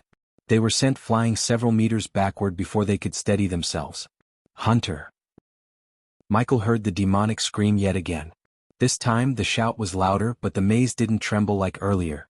I'm certainly not good. I'm not bad either. I am just evil. Michael was absolutely positive he heard the voice again. In fact, he heard the exact same sentence back on Earth. Visit. For the best no understanding he experienced as soon as he recognized the voice's owner, Michael saw the wall beside him cracking. Then he felt the wall pulling him in. Oh shit, here we go again. The force was several times stronger than before. He just closed his eyes and prepared himself to jump into another universe. Deep down he was excited. Because when he met Draven he learned more about the key and got an idea of a new device. So he wondered what he might get in the universe he was going to. Michael was the #1 hitman in the world, and if Michael was right, he was about to meet the most powerful and dangerous man to ever live on Earth. The city of Ravenfort was built at the base of a rugged mountain called Raven Mountain and was truly a contemporary wonder. Its charm was matched by the backdrop of lush fields of grass and endless forests which had helped shape the city into what it is today. The trade resources these fields and forests brought were of great importance. Still, they were also influential when it came to architectural designs, as the vast majority of buildings have been built with an abundance of large windows to mimic the openness of fields. The skyline was riddled with peculiar buildings and their beauty was only matched by each other. Parks and gardens were flourishing in Ravenfort, attracting a lot of attention. So many dukes and noble families had left their mark on Ravenfort. But only one man changed the city into a buzzing neon city of Kingdom Dawnguard. Where the heck am I now? Unlike in Etheria, Michael was thrown into an open street as he floated above the middle of the street. He looked around and was truly astonished by sight. For a few moments he was baffled by the sight. The place in his sight looked like something directly pulled out from an anime and sprinkled with neon lights to make it look like a fantasy medievalish Vegas. The street was buzzing with people in fancy clothes. The neon signs and the decoration each building had coupled with the starry sky gave off a quiet charm. Anyone would want to lose themselves in the city without a second thought. Michael could count several casinos, restaurants, theaters, and surprisingly strip clubs. It's definitely his work. Michael shook his head, chuckling. Michael continued to float above the crowd, aimlessly watching the streets. While roaming the streets, Michael noticed how clean the streets were. Then he looked at the raven-shaped mountain looking down at the city. Damn it. I lost 100,000 today. Dude, you know what they say. The house always wins. Michael turned his gaze towards a couple of elves walking out of a casino. The building resembled a miniature pyramid, and their shout was loud enough for many pedestrians to turn their gazes at them. I am sick of losing my astral coins in this place. The elf leading the group, who had blonde hair and pointy ears, stomped on the street. The elves looked exactly the same as the elves from Michael's universe. Except these elves had pointier ears and were taller than the humans in the streets. They also looked more dominant. Then why do you keep going to this place? There are countless casinos in Ravenfort. The elf following the angry elf said. Sigh, the elf sighed, because they have 6 services. Especially the girls, dang. The elf licked his lips before mingling with the crowd. Michael followed the crowd of streets towards the castle in the distance right beneath the mountain. Visit. For the best no_undersing experience, get your daily dose of news here. Newsflash. The Dark Mage has decimated Grass Grave, the school of astral magic. The royal mages are scouring the kingdom for the Dark Mage. Michael turned his head immediately towards a couple of street urchins shouting at the crowd standing on a stack of crates. The Dark Mage strikes again. Want to know about the Dark Mage? Get your daily dose of news from the #1 news provider, Newsflash. Michael saw several people, including elves, dwarves, and humans, rushing toward the street urchins to get a copy of the newspaper in their hands. The Dark Mage? Michael felt curious about the Dark Mage. He wondered whether the Dark Mage and the man who crushed the queen under his boots were the same people or not. Dear God, it says the Dark Mage has killed every single disciple in the school. A human lady wearing a feather hat read the newspaper and gasped in shock. Why is he hunting the mages? Not mages. The mage schools allied with the Church of Goddess Aditi. This is the 5th school he had wiped out of existence. What the fuck is the Royal Mages and the Ministry of Warriors doing? The crowd murmured among themselves. Michael noticed every single one who talked about the Dark Mage looked pale and flustered. Look. Suddenly many of the crowd pointed at the sky as Michael looked up to see a man-of-war ship flying towards the castle in the sky. Even from a distance, the ship looked massive and threatening. Visit. For a better user experience, Michael quickly shot into the sky as he had a feeling the ship was the place he should be right now instead of listening to gossip. Only when he came closer to the ship did he realize the actual size of this beast. If the ship was put beside a cargo airplane, the latter would look smaller, let alone Michael. Since he was not in his physical form, Michael was able to pass through all the defense arrays placed on the hull and went straight through the hull. Michael followed his instincts and the environmental scanning map to reach a spacious room where Michael saw several black armored soldiers standing around a marble table. All the soldiers wore what seemed to be shiny metal black armor that perfectly fit their bodies. They were armored from toe to neck and had their black helmets and cloak on the table. They were too focused on the blueprint on the table and didn't even sense Michael looking over their shoulder. What surprised Michael was the soldiers contained all the races. He could see an elf, dwarf, half-elf, human girl, and an orc who looked 7 feet tall and had green skin. Where is Hunter? The elf asked the others. A few seconds later, the door to the room opened as a handsomely devilish man with striking raven black hair entered the room with 2 black swords in his hand. He was taller than an average human and had a physique that rivals Ghost himself. His shoulder-length black hair fluttered in the wind while his sword sparked fire every time he brushed them together. Is everyone ready? Hunter asked with a smirk. Yes, Captain. Despite their different races, all the soldiers bowed their heads toward Hunter, who was a human. You better be. I had enough of that vile creature. I am planning to wake up on his bed with his women beside me. Hunter devilishly grinned. His perfect jaw structure and an alluring row of perfectly set teeth made even his devilish grin look dashing. Remember, guys, we are not sneaking up on him. That's his style. We are doing this in my style, loud and sexy. He has to know we are coming for him. Hunter cracked his neck, sheathing his swords into the sheaths on his back. Arlen, walk us through the plan again, Hunter said to the elf. All right, listen. The elf put his finger on the highest point of the castle. Our inside man has already disabled the defenses around the castle and opened the roof way. So we are diving through that roof, which will lead us straight to the throne hall. The elf took a break and continued. After we reach the throne hall, we will meet his personal guard, a group of highly trained orcs. We have information that this group contains 5 mages and 7 warriors, all at the sentinel stage. Michael listened to the elf with his arms crossed. Ogrel, that's where you come in. The elf looked at the orc. The moment we enter the hall, use the void crystal. The orc unzipped the pouch hanging on his waist and took out a dark crystal. The latest understudies are on website. Thought. The rock put the crystal on the table and nodded as Michael saw a puff of steam coming out of the orc's nostrils. The crystal will suppress everyone's cultivation stage to sage level except us. As long as we are wearing this, Arlen tapped his chest, we are immune to the void crystal. 6 paladins versus a bunch of sages. I like that odds. Hello, we can massacre them in a couple of minutes. The half-elf giggled, playing with her golden hair. What about him, our target? Michael looked down to see a dwarf chugging a large bottle of wine down his throat. Dude, how many times do we have to tell you? Don't drink before a mission? The half-elf shook her head disappointedly. Especially that poison made by our target? Arlen creased his brows as the dwarf wiped the red wine off of his long bushy beard. Dinna judge me. After we chop off his head, who's gonna make this god's drink? Ye have ta give it ta him, he may be a vile evil one son o a bitch but he knows how ta brew this heavenly wine. The dwarf kissed the glass bottle in his hand. Just give it a taste. Hunter, here take a sip. The dwarf extended the bottle to Hunter but he just shook his head. I prefer not to drink poisons habrit. So killing, thieving, and humping like a dog be okay but nay drinking? Habrit rolled his eyes. Just ignore that short bastard and continue Arlen, the half-elf said to the elf. Where was I? At the throne hall. So after Ogrel activates the void crystal and suppresses everyone's cultivation. Well, just kill them and teleport the target to our base. What the fuck? Why can't we just chop his head off right on his very throne? Habrit asked. First, I kinda hate his decorations. Second, we need the king and his people to witness his death. They are waiting for us in the grand arena and I don't plan to disappoint them. Hunter grinned, and looking at his devilish grin, Michael knew he was planning something else too. Visit.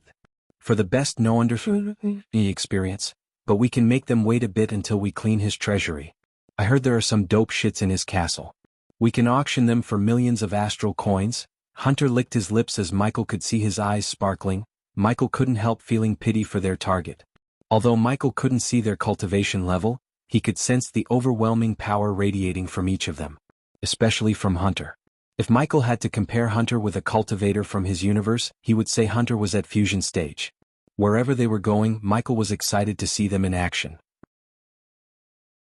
Hunter and his team equipped themselves with hidden blades, various pouches, and weapons such as swords, spears, bows, and arrows. Michael calmly watched them prepare. His gaze swept across the leading man Hunter, who brushed his black blades together, sharpening them. The dwarf was rummaging through the contents of a wooden crate to find another bottle of wine. Meanwhile, Arlen checked the elasticity of his golden bow by pulling and releasing the string. The half-elf swung the silver spear in the air, and the orc seemed to be meditating. The rest of the three humans put on the black helmets hiding their faces. As they were preparing, the orc abruptly opened his eyes. Michael looked at the green-skinned orc taking out a jade stone from one of the ouches hanging around his waist. Despite the orc's two short tusks sticking out of his mouth and the hulking muscular size, he looked gentle and calm, unlike the rest. Ding, ding, ding. The jade stone flickered, pulsating energy blast.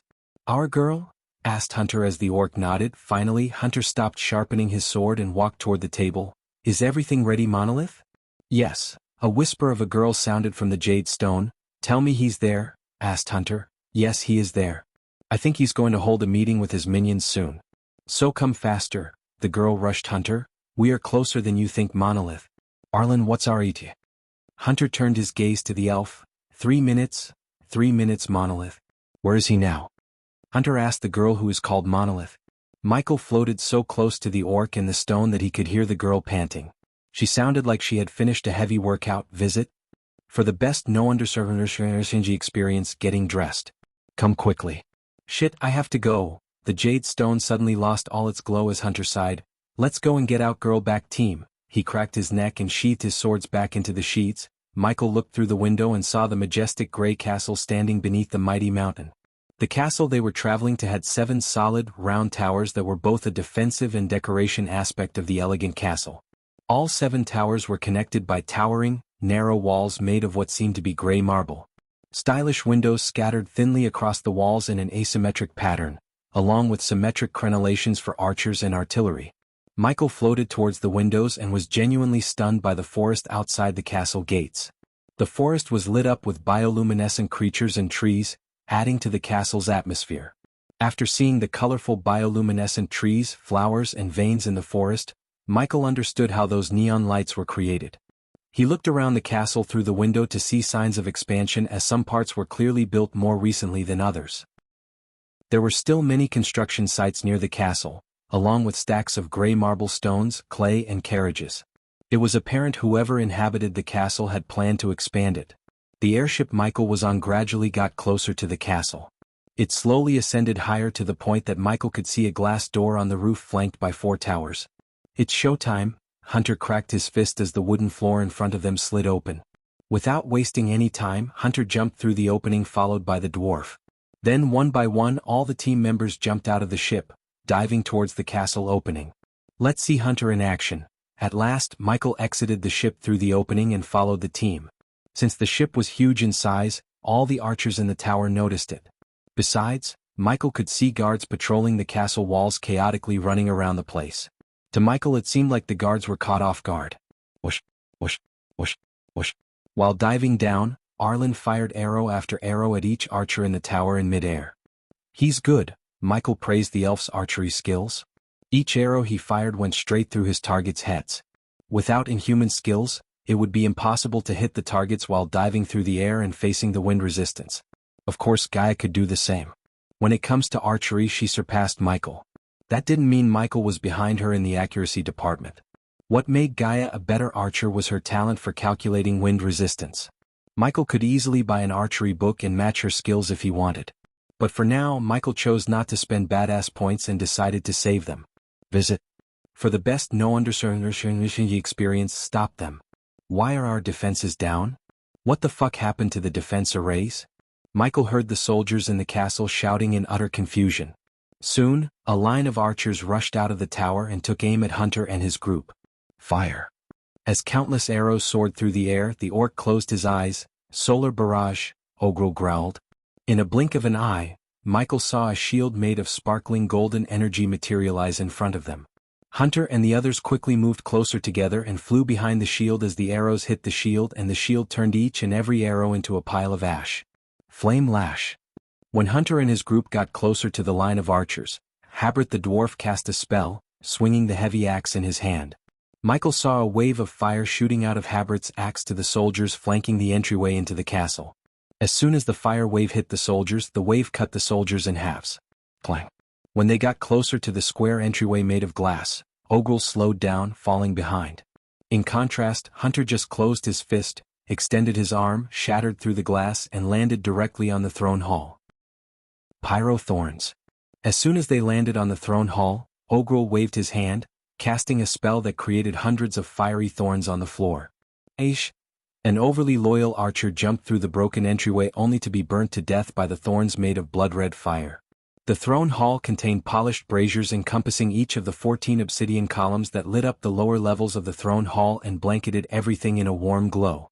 The relatively modest chandeliers hanging from the embowed ceiling danced in the flickering light. At the same time, gargoyles and statuettes looked down upon the marble floor of this majestic hall. The cobalt rug caught on fire due to the fiery thorns sticking through them. The rug on fire ran from the throne down through the center. It split into two paths leading out, while matching black banners containing the head of a crimson-red lion with adorned tapestries draped from the walls. Between each banner stood a tall candle. All but a few had been lit and in turn, illuminated the mosaics of a black-haired man below them. Visit. For a better user experience, Michael followed the burning rug and saw a towering throne made of black metal and skulls on an elevated platform. The throne was engraved with skulls and bones, making it look like it was made of hundreds of skulls and bones. The rug on fire encircled the throne, and through the flames, Michael saw a young man sitting on the throne, resting his head on his fist. Despite the chaos and the fire around him, Michael didn't see any signs of shock or fear on that young man's face. Michael lost his focus on the young man when several soldiers wearing black steampunk frock suits rushed into the throne hall. Ogrel! Arlen shouted as the orc quickly took out the dark crystal from his pouch and shattered the crystal on the ground. As soon as Ogrel shattered the crystal, Michael saw a dark wave blasting everyone in the throne hall except the young man on the throne. Clang! Hunter unsheathed his two swords and dashed at the guards. While looking at the soldiers who wore black steampunk frock coats, he couldn't help praising their fashion sense. Coupled with the fedora hat on their heads, they looked like the soldiers of a mafia family. But they soon lost their hats along with their heads when Hunter weeded their heads like a weed with his two swords. His fast, deadly, and precise sword work wreaked havoc among the soldiers. Flame lash. The dwarf cast the spell yet again as a lash made of fire cut the soldiers who tried to dash at them in halves. In a matter of a few seconds, Hunter had reduced the number of soldiers by half. He was a killing machine, and every time he swung his swords he took a life or two. Every single one in Hunter's team massacred the soldiers so effortlessly. Ogrel had his hands towards the sky as Michael noticed a sliver of light shooting out of his chest and going into the floor. He was right, the silver of light was the energy of this universe. In simple words, Michael's universe had arch energy, and Hunter's universe had astral energy. After several minutes, The hall had countless heads rolling around and headless bodies. The previously marble floor was flooded with thick blood. When the rug finished burning, and the fiery thrones disappeared, there was no one in the hall but Hunter, his group, and the young man on the throne. Felling. Hunter flicked his wrist, scattering the blood on his two swords before sheathing them. Looking at the young man on the throne, Hunter cracked his neck.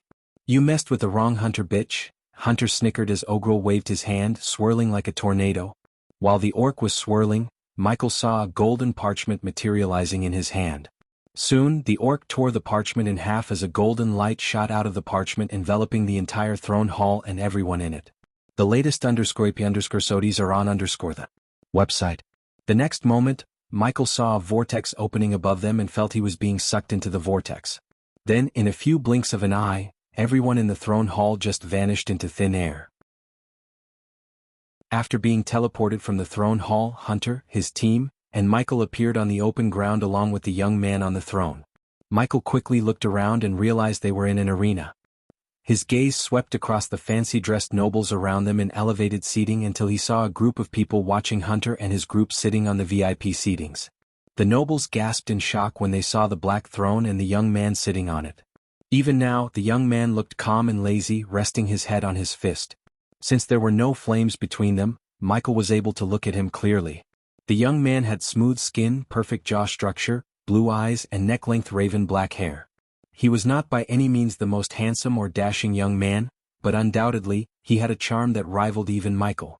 The calm look on his face added an extra charm to his personality. The young man rubbed his neatly trimmed stubble beard, sweeping the arena around him with his gaze. Michael heard countless people gasping in shock. Michael wondered why they teleported the young man with his throne. "That's him. Kill him. Bastard." Many people began to shout and throw whatever they had in their hands. But the rest seemed pale. "Silence." Suddenly a thunderous shout echoed through the arena, silencing everyone. Michael looked in the direction of the shout to see a red-robed man standing up with a golden crown on his head. The man radiated a kingly aura with his neatly pruned gray beard, shoulder-length wavy black hair with strips of gray hair, and broad shoulders. "If you may court mage," Michael saw a white-robed old man walking toward the king with a long white beard. He carried an ancient-looking wooden staff in his hand. When he reached the king's side, he raised his staff in the air and pointed the end towards the young man. Mystic bounds, Hunter and his group took a step back, looking at the chains made of silvery astral energy flying towards the young man from the court mage's staff. The chains coiled around the young man like a snake. Still, the young man remained calm without showing any signs of distress or fear. "He is secured, your majesty," the old man bowed deeply as the king nodded. Then the king turned his gaze towards Hunter and his group. Hunter stepped forwards. "You and your team had done this kingdom a great service by capturing him. It's an honor to serve this great nation, your majesty." Hunter bowed. "Visit." For the best no_underscurval_undersingy experience, immediately the hundreds of people in the arena began to shake the arena with their thunderous cheers and claps. Hunter waved his hand all around and so did his team. After letting Hunter and his team bask in glory, the king raised his arm, again silencing the crowd. "Hunter," the king uttered the name again, but surprisingly for Michael, the king was looking at the young man on the throne. "Do you have any words to explain your actions?" the king asked the young man who was apparently also called Hunter. "I have 2 words. For the first time Michael heard the young man open his mouth. His voice sounded calm, domineering, clear and hard as steel. "Thank you." The young man stood from his throne, stretched his arms and cracked his neck. Just like Michael, Hunter also wore a black long coat with crimson-red linings.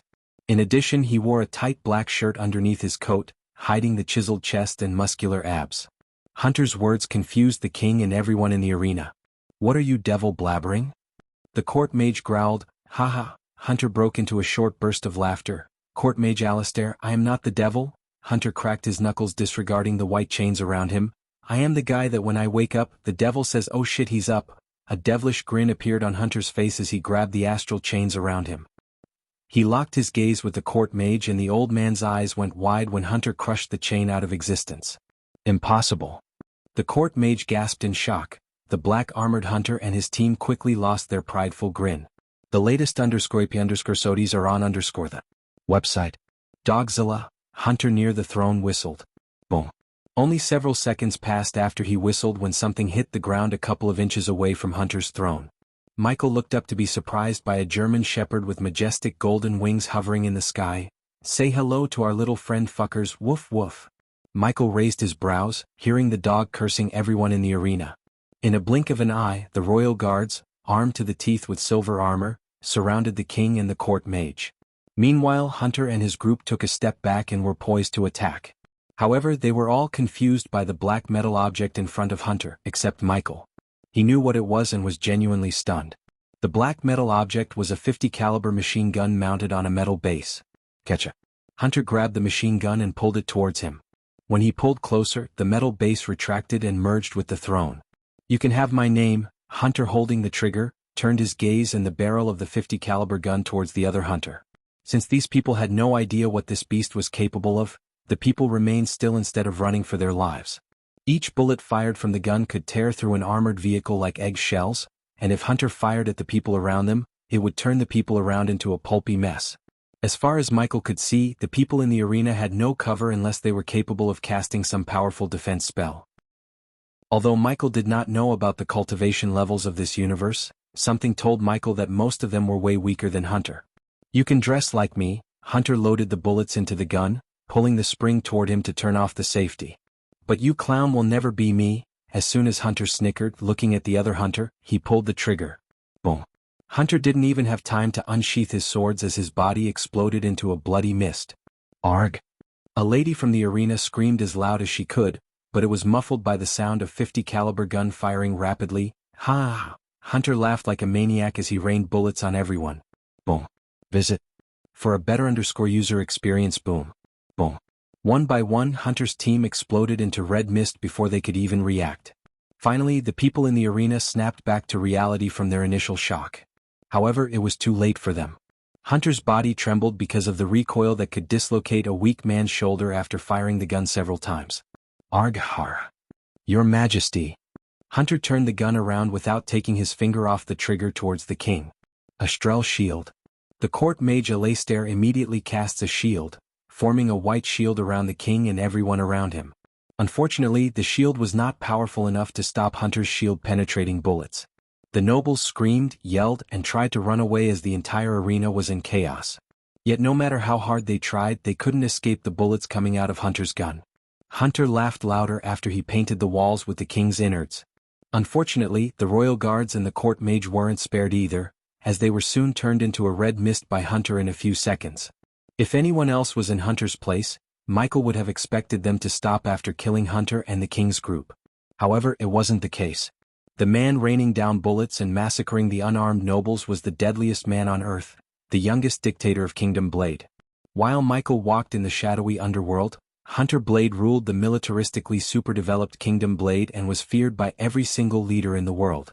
Even back on Earth, none of them dared to put a contract on Hunter's head.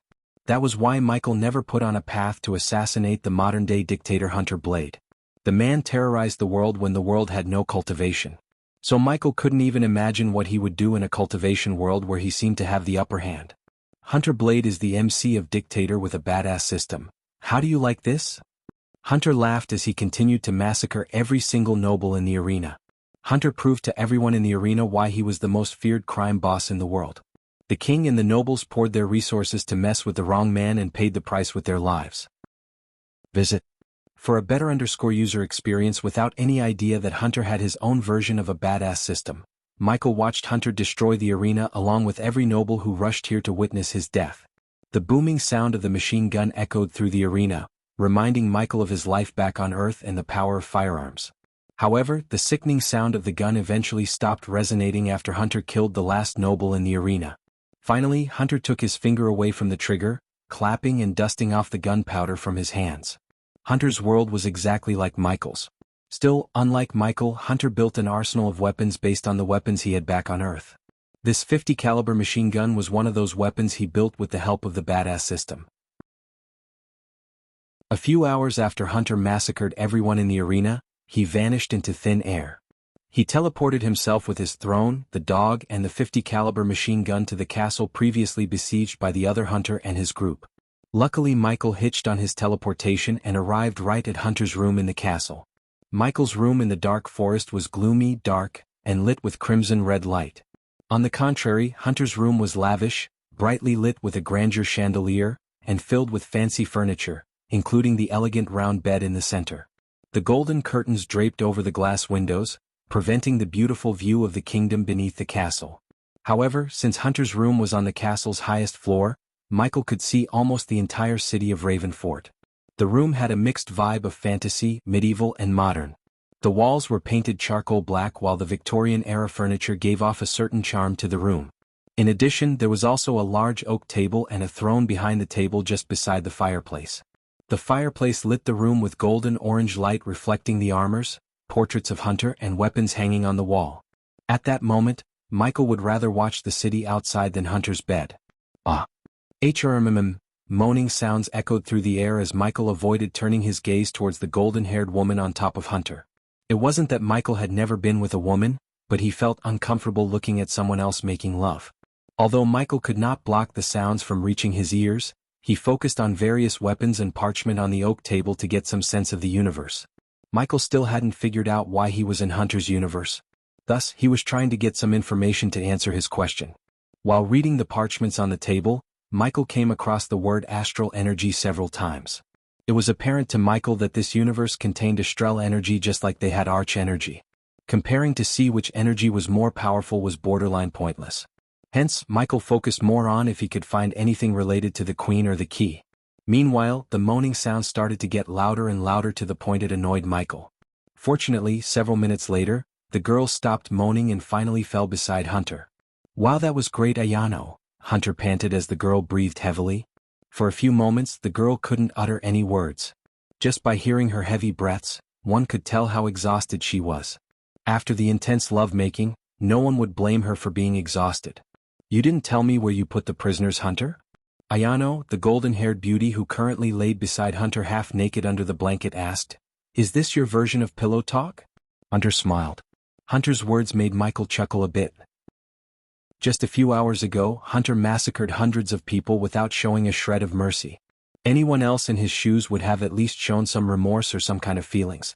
But instead, Hunter came back to his room and made love to Ayano. He even killed a king without thinking about the consequences. However, Michael had a feeling that Hunter planned everything from the beginning. Visit. For the best no_vel_read_SNG experience, unlike the other Hunter thought, they were not trapping Hunter but Hunter was trapping them, including the king. Michael didn't blame Hunter though because those nobles and the king were there to execute him.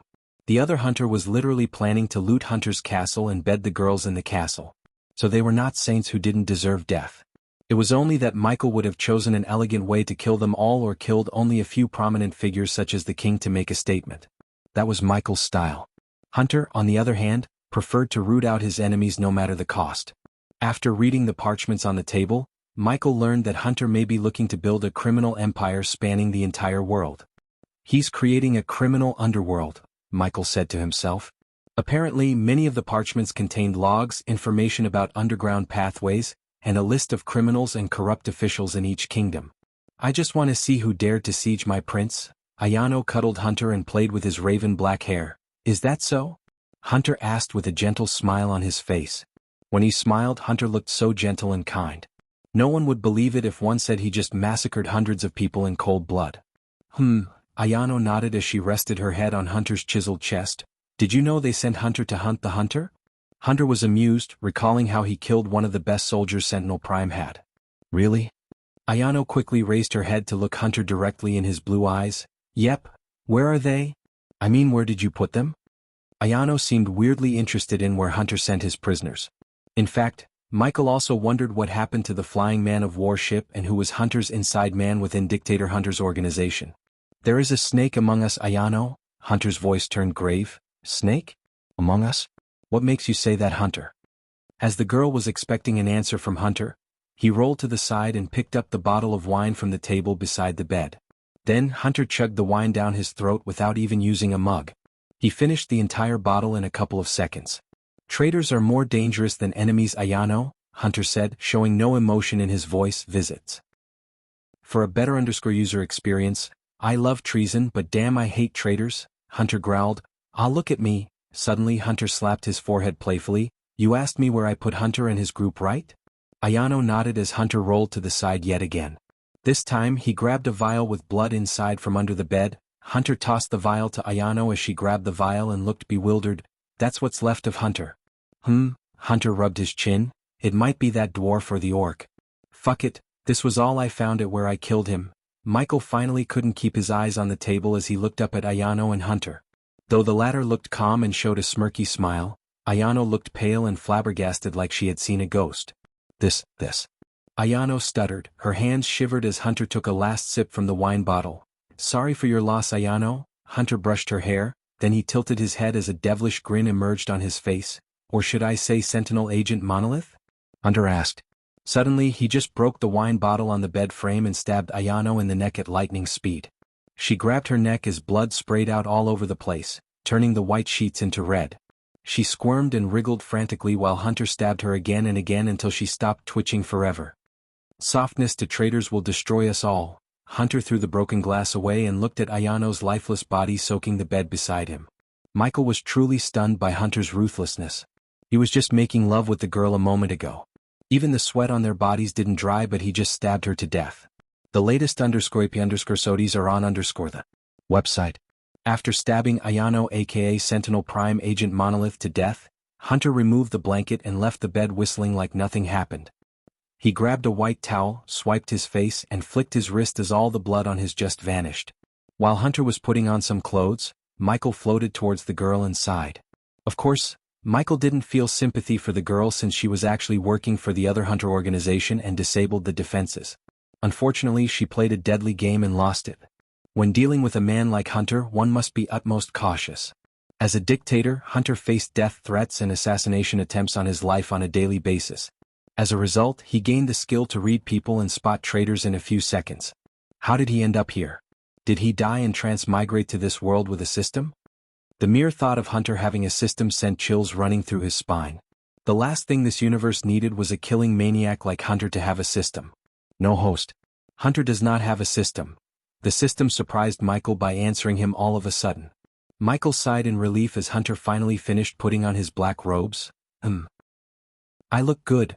Hunter stood before a mirror, combing his hair to make it look perfect. He then moved on to adjusting his coat and shirt and brushed away the dust off his black coat. After everything was said and done, Hunter went to his seat behind the oak table. But instead of sitting, he pulled aside the curtains, revealing the city sparkling under the night sky outside. You can stop looking at the naked girl now. Michael was stunned, hearing Hunter's words. For a few moments, Michael looked around to see if he was talking to someone else. Being in soul form doesn't mean no one can see you, Hunter said without even turning around. His gaze was still locked on the neon city he created. System, can he see me? It seems so. The system's voice trailed off. The moment something goes wrong, do whatever you need and teleport me to safety, Michael ordered the system before slowly floating towards the table. Visit. For the best no_vel_8_G experience. Hunter waited till Michael floated beside him. Yes, I can see you, Hunter calmly said to Michael when he arrived at his side. Hunter looked at the city before him and talked to Michael. Michael was still in shock at how the heck Hunter could see him. He asked the system only to receive no answers from it. Isn't it beautiful? Hunter asked Michael, looking at the neon city before him. It took me years to create this place. But they are trying to decimate it in a few days. Hunter's gaze became as sharp as a sword. She was one of them? For the first time, Michael talked to Hunter. Hunter nodded. I don't know about the place you came from. But here, the noble women would rather lose their lives than sell their bodies. Hunter looked over his shoulder at Monolith. That bitch came from one of the proudest families, yet she decided to be my bitch. Do you know why? Hunter turned his gaze towards Michael. In Hunter's eyes, Michael was a ghostly white smoky silhouette. Michael didn't say anything as Hunter snickered. Because she wanted to capture me more than she wanted to keep her body pure. Hunter creased his brows. Do you know why they want to capture me? Michael shook his head, although he had a clear idea why. Because they are just afraid of me. The weak fear the strongest. They fail to grasp the fact that people are either strong or weak. The strong rule and the weak die. You are right, except... Michael looked at Monolith's lifeless body for a second before turning his gaze back to Hunter. The strong don't let others play them. Ha! Hunter surprisingly burst into laughter. You think I just realized that bitch was a snake? Hunter shook his head with a devilish grin. The moment she stepped into my circle, I knew all about her history. She just thought she was playing me. I created that illusion around her. This time Michael was indeed slightly surprised. Then why? Michael's voice trailed off as Hunter chuckled again. Visit. For the best no_underscore_underscore experience. You want to know why I didn't kill her, right? Michael nodded. First of all, I fed the Sentinel Prime with phony information through her. Besides, what was the rush? The sex was so great. Hunter shrugged. You don't feed a cattle to crown but to slaughter. After hearing Hunter, Michael did feel pity for the girl. However, Hunter was apparently using her from the beginning without realizing that she was just a lamb waiting to be slaughtered. If the same thing happened to Michael as the Guardian Guild sent a spy to him, he would have killed the spy. However, Hunter was ruthless and evil enough to bed them, feed them with phony information, and finally slaughter them in the bed with a broken bottle. Enough of me. Tell me, why are you here? You looking for something? Hunter asked Michael. Michael was just about to make up a story when Hunter surprised Michael yet again. You're searching for the key. Am I right? Michael kept his face straight but was startled by Hunter's words. The last thing Michael wanted was to get the key that might enable the holder to travel between universes. If you worry about what I would do if I had the key, don't bother. Instead, worry about what she would have if she got her hands on the key. Michael heard Hunter's voice turn grave and saw the calmness on his face gradually disappears. The Queen, Michael said as Hunter nodded. How did you know everything? Michael couldn't help asking Hunter, who seemed to know a hell of a lot more than him. You are not the only one who traveled to other universes, Ghost. Hunter pulled down the black shirt he wore beneath the long coat to reveal a long deep mark running across his left chest. Received this gift from the Shadow Realm. Michael was still in shock, wondering how Hunter managed to know his identity. You know where I came from. We had a ghost too. Michael's heart skipped a beat as Hunter continued. Just his name was enough for the elites to wet their pants. No one can blame them because he was the most dangerous assassin my world has ever seen. Hunter slowly reminisced his time on Earth and talked about the most feared assassin of his time. Visit. For the best no_underscore_underscore experience, when he gets you as his target, you will die. You wouldn't know when or how. Most of the time, the target's family wouldn't even know he or she was actually assassinated. There will be no clue, no trace, or no evidence. Ghost was a myth, a legend. Ding. Congratulations to the host for successfully being a badass. The reward is 20,000 badass points. The system sounded in his mind and surprised him with the number of badass points he just received. Only a selected number of people knew the ghost existed. Once upon a time there lived the ghost. Hunter said the last few words like he was singing. I was among the selected number of people. But suddenly the ghost disappeared. Some said he died, some said he never existed, and some believed he just retired. What do you think? Michael asked calmly. Michael could tell that Hunter has already decoded his identity by looking at his eyes. I think he went to another universe. I think he became a god. Hunter stepped closer to Ghost and looked him in the eyes. I think he traveled through the Shadow Realm and standing before me. Ding. Congratulations to the host for successfully being a badass. The reward is 30,000 badass points. So I assume he'll be the first man to see the ghost and live to tell the tale? Hunter smirked. Luckily for you, I am retired. Hunter Blade. This time, Hunter raised his brows in shock. He had no idea how Ghost recognized him. Granted, Hunter used the same name he had back on Earth, but he was transmigrated into another body. There was no way in hell he looked the same as he did on Earth. Yet Ghost recognized him. The youngest dictator in the history of the Earth. The man who took the throne of Kingdom Blade at the age of 6. The most dangerous modern-day dictator to walk the Earth. The last time I heard, you were building more nuclear missiles. What happened, Hunter? They blew up in your face? Michael chuckled and so did Hunter. Not on mine, Hunter grinned. Let's just say I reset the clock of Earth before coming to this universe. The cold, devilish grin on Hunter's face made Michael think the worst. Still, Michael had no one he cared for and loved back on Earth. So whatever Hunter did to Earth failed to upset Michael. Look, Ghost. We are both from the Earth, and that makes us kinda brothers in arms. Michael chose to remain silent, so Hunter would give him more information without him asking. And just as Michael expected, Hunter talked more about the Queen and the key. We are more happy and free in our respective universes. No matter how powerful and feared we were back on Earth, it cannot be compared to what we have in our own universes. Hunter slowly turned his gaze back to the city outside and sighed. Visit. For a better user experience, but something threatens what I'm building here. The Queen, Michael said as Hunter nodded. You reek of Queen's scent, Ghost. If I am right, and I usually am, you had already come across one of her generals? Michael creased his brows. When I say generals, it's not the human generals you might have met. These abominations could end all life on a planet within a few hours. So imagine what their queen is capable of. You fought one of these generals? Asked Michael curiously, but he saw Hunter shook his head with a tired smile. I am powerful but not powerful enough to defeat the generals. In fact, neither of us could defeat them. At least not yet, and we cannot defeat the queen alone. That's why I want to help you locate the key. We can die fighting alone or live standing together. Michael pondered everything Hunter said for a few moments before breaking the silence. Hunter, how did you know everything?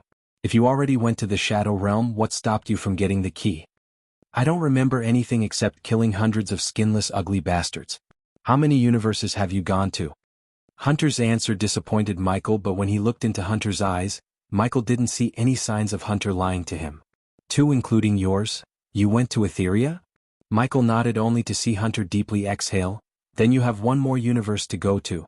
The most powerful and dangerous universe of them all. Just by hearing the seriousness in Hunter's voice, Michael could draw an idea about the next universe he was about to travel to. It's where everything began. Hunter clenched his fist. Those fucking idiots. Hunter cursed the mages in his mind. Hunter deeply regretted letting the mages open the ancient pyramid. If he had known at that time the Queen's general was caged in the pyramid, he would have stopped them by any means necessary. Now he had to find a way to stop the Queen's general before it broke the rest of the shackles put by the ancient gods. Here, shoving his anger to the corner of his mind, Hunter flicked his wrist as black card with a golden lion head embossed on it appeared in his hand. Hunter tossed the card towards Ghost as Michael caught the card in midair. Surprisingly, Michael was able to touch the card despite his ghostly form. This is a calling card. With this, I can travel to the universe and you can visit mine.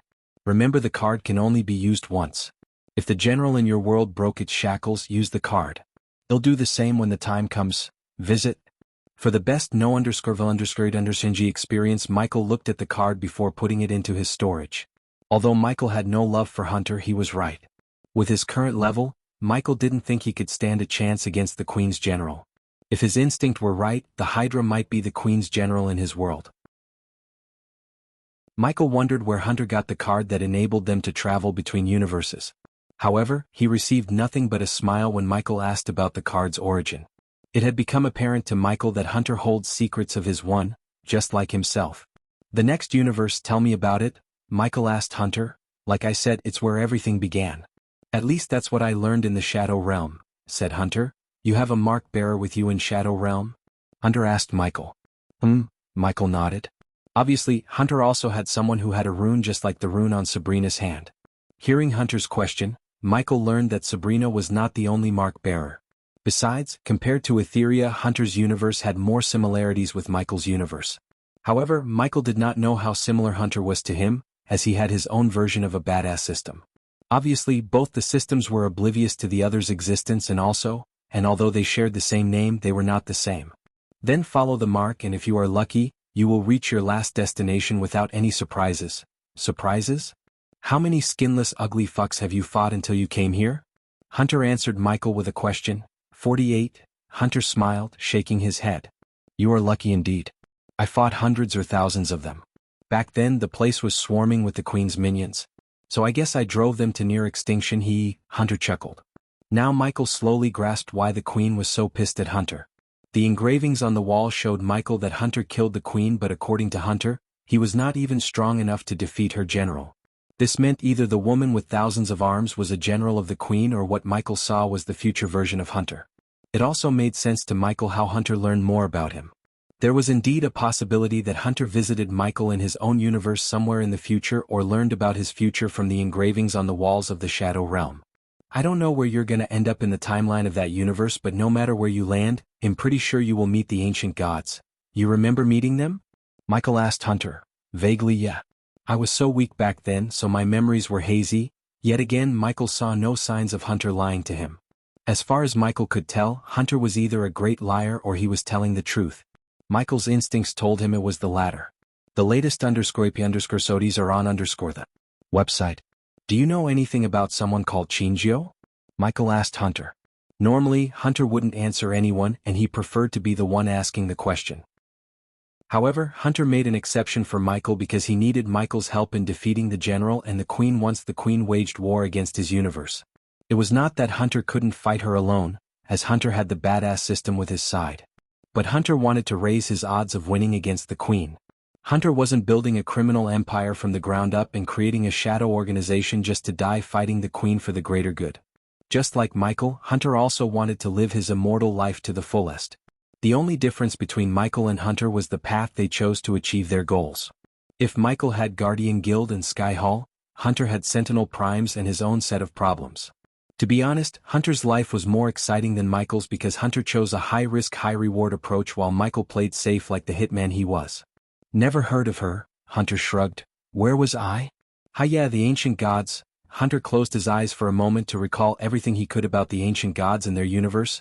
When I met them, they were in the middle of a war and a long time away from reaching godhood. Who knows? You might meet them at the point they are already ancient gods. As Michael listened to Hunter, he felt a gentle sucking force from above. Shit, my time to leave this place is nearing. Michael took a long deep breath. Well, good luck dealing with your shit, ghost. I wish we never meet again, but I have a feeling fate will bring us together one last time. Hunter sighed. I'm kinda disappointed we never get to meet each other back on Earth. You know about my track record, right? If anyone put on a contract on you, you wouldn't have reached this universe. Michael grinned, and to Michael's surprise, Hunter too laughed. Maybe. But have you ever thought why no one put a contract on my head? Mitchie remained silent as Hunter's trademark evil grin emerged on his face. Because I killed everyone who tried to do that. Michael felt the suction was getting stronger and stronger. On the other hand, Hunter sensed the distortion in the space around him. Well, meet again, Dark Mage. Michael gave Hunter a two-finger salute playfully. I have no idea what you're talking about. Hunter shrugged. Remember, we need him to defeat the Queen. Visits. For the best no underserved experience. What? Michael's figure was slowly diapering out of Hunter's view as the vortex sucked in Michael. We need him to defeat the Queen. Hunter raised his voice. Who? Michael shouted back, looking at Hunter's figure rapidly growing smaller and smaller. Don. Unfortunately, Michael didn't hear the name clearly and had already disappeared out of Hunter's sight. Finally, Michael's vision turned dark once again. When he visited Etheria and met Draven, Michael brought back the idea of a new device. Although the shield would boost his defense to the next level during close combat battle, it wasn't as valuable as the information Michael received from Hunter. Information was wealth. The more information he had on the Queen and her army, the easier it would be for him to devise a plan to defeat her in the future. Everything was pitch black around him until he saw the familiar light at the end. After several minutes, Michael's soul was tossed out of the crack right back into his physical body. As soon as he settled into his body, Michael injected himself with one large dose of healing potion and a few others to prevent himself from vomiting blood. What was that? He looked over his shoulder to see Sabrina cautiously approaching him. They didn't feel the tremor anymore, fortunately. Still, the demonic cry Sabrina heard freaked her out. No idea. Michael lied because Sabrina had no need to know about the other universes and what he learned in Etheria and Hunter's universe. The sooner we find the key, the better, Michael said. For Michael, it felt like he had gone for hours. However, not even a couple of seconds passed in the Shadow Realm. Hence, Sabrina didn't feel anything weird except he looked a little pale in her eyes. Let's go. Michael stretched his arms, cracked his neck and walked forward, following the way Sabrina's rune showed him. You heard that voice, right? It was yelling the name Hunter. This place is creepy as hell, Sabrina said while walking beside Michael. She looked around, expecting trouble. But luckily they found none. There are so many mysteries in the world, Sabrina. I let the authorities deal with them however they see fit. I have enough things on my plate. Sabrina wasn't surprised by Michael's answer. Ghost was the only one with the least enemies and the least adventurous life among all the prodigies and youngsters in Noah's generation. The royal news called him the most peaceful and boring prodigy. Michael read the news and didn't give a damn about them or blame them. But, to the outside world, he did lead a boring life unlike Noah or any other prodigies. He avoided making enemies, meddling in others' affairs, and preferred to mind his own business. However, the people who called him boring had no idea about Michael's adventurous secret life. Speaking of plates. Mother wanted to invite you for a family dinner when I last visited home. Visits? For the best no understanding experience, really? Michael was taken aback by surprise. This was before or after the tournament? After. No one blames you for what you did. If anyone should be blamed, it's Andrews and the king for making weird decisions. I don't think she will feel the same now, Michael calmly said as Sabrina felt something was up. What happened? Nothing. I just killed King Bredia's royal guards and threatened to kill him in front of his daughter and several nobles. Sabrina's mind went blank for a couple of moments. Considering she was in the cage when Michael slaughtered King Bredia's men and threatened to kill him, she didn't know what had happened recently. I kinda expected that. Michael turned his head to the side, being surprised by Sabrina. You expected it? Sabrina bobbed her head up and down. Yes. After the tournament, I visited Princess Catherine. At that time, King Bredia was talking with some merchants. Accidentally, I went into the room and heard him asking the merchants to stop visiting Bradford. I knew it was only a matter of time before you hear the news and pay the king a visit. I hope he learned his lesson, Michael calmly said. I avoid massacres. That doesn't mean I can't do it. Michael's words may have sounded calm, but she sensed the cold, murderous intent behind his each and every word. She did not doubt in her heart that if King Bredia messed with Ghost again, the latter would slaughter his entire army along with him. How he fought and killed the vampires showed her how powerful he was. His mysterious cultivation stage made him more dangerous. Whoosh. Michael and Sabrina walked in silence for a few minutes until they heard a rustling sound coming from behind. They both quickly jerked around but saw nothing. Whoosh. Yet again they heard the rustling sound, but this time, it was louder than before. Growling. Something growled as Michael sensed the slight tremor beneath his feet. The slight tremor soon increased to the point Michael and Sabrina took off from the ground for a few meters. Only then did they see a red pair of glow in the sky above them. The latest _IP_SODIES are on the website. The pair of red glows soon diminished into darkness. But Michael was sure something stared at them from above. He looked around and began to hear a continuous clicking noise followed by soft growls. Stay close to me, Michael said to Sabrina as she moved closer to him and watched his back. Where are you, bastard? Michael mumbled, activating his X-ray vision. His thermal vision swept across the area around them until he saw a silhouette of what looked like a 10-foot bear jumping from one wall to another. Despite its size, the creature showed the agility of a trained parkour expert. On top of its size and agility, the creature also possessed the ability to turn invisible. Fortunately, unlike Sabrina, Michael had a thermal vision to detect the creature. A core-strengthening stage creature, Michael mumbled under his breath. Since he bought the ability to detect the relative cultivation stage of the creatures in Shadow Realm, Michael was able to see how powerful the creature was. Although it was one stage lower than him, its size and agility made up for its weakness in the cultivation stage. As Michael followed the creature's movements, Sabrina saw a blue dot on Michael's chest. Michael already noticed the creature taking aim at him, but before he could react, Sabrina pushed him aside out of the blue laser line. It felt like the predator was hunting him. The clicking noise, the invisibility, and the laser line made the creature extremely similar to the predator. Boom. Michael felt a hot wave of air brushing past him when Sabrina pushed him. Then, at that exact moment, he heard an explosion behind him and turned back to see a green hot liquid eroding the ground beneath.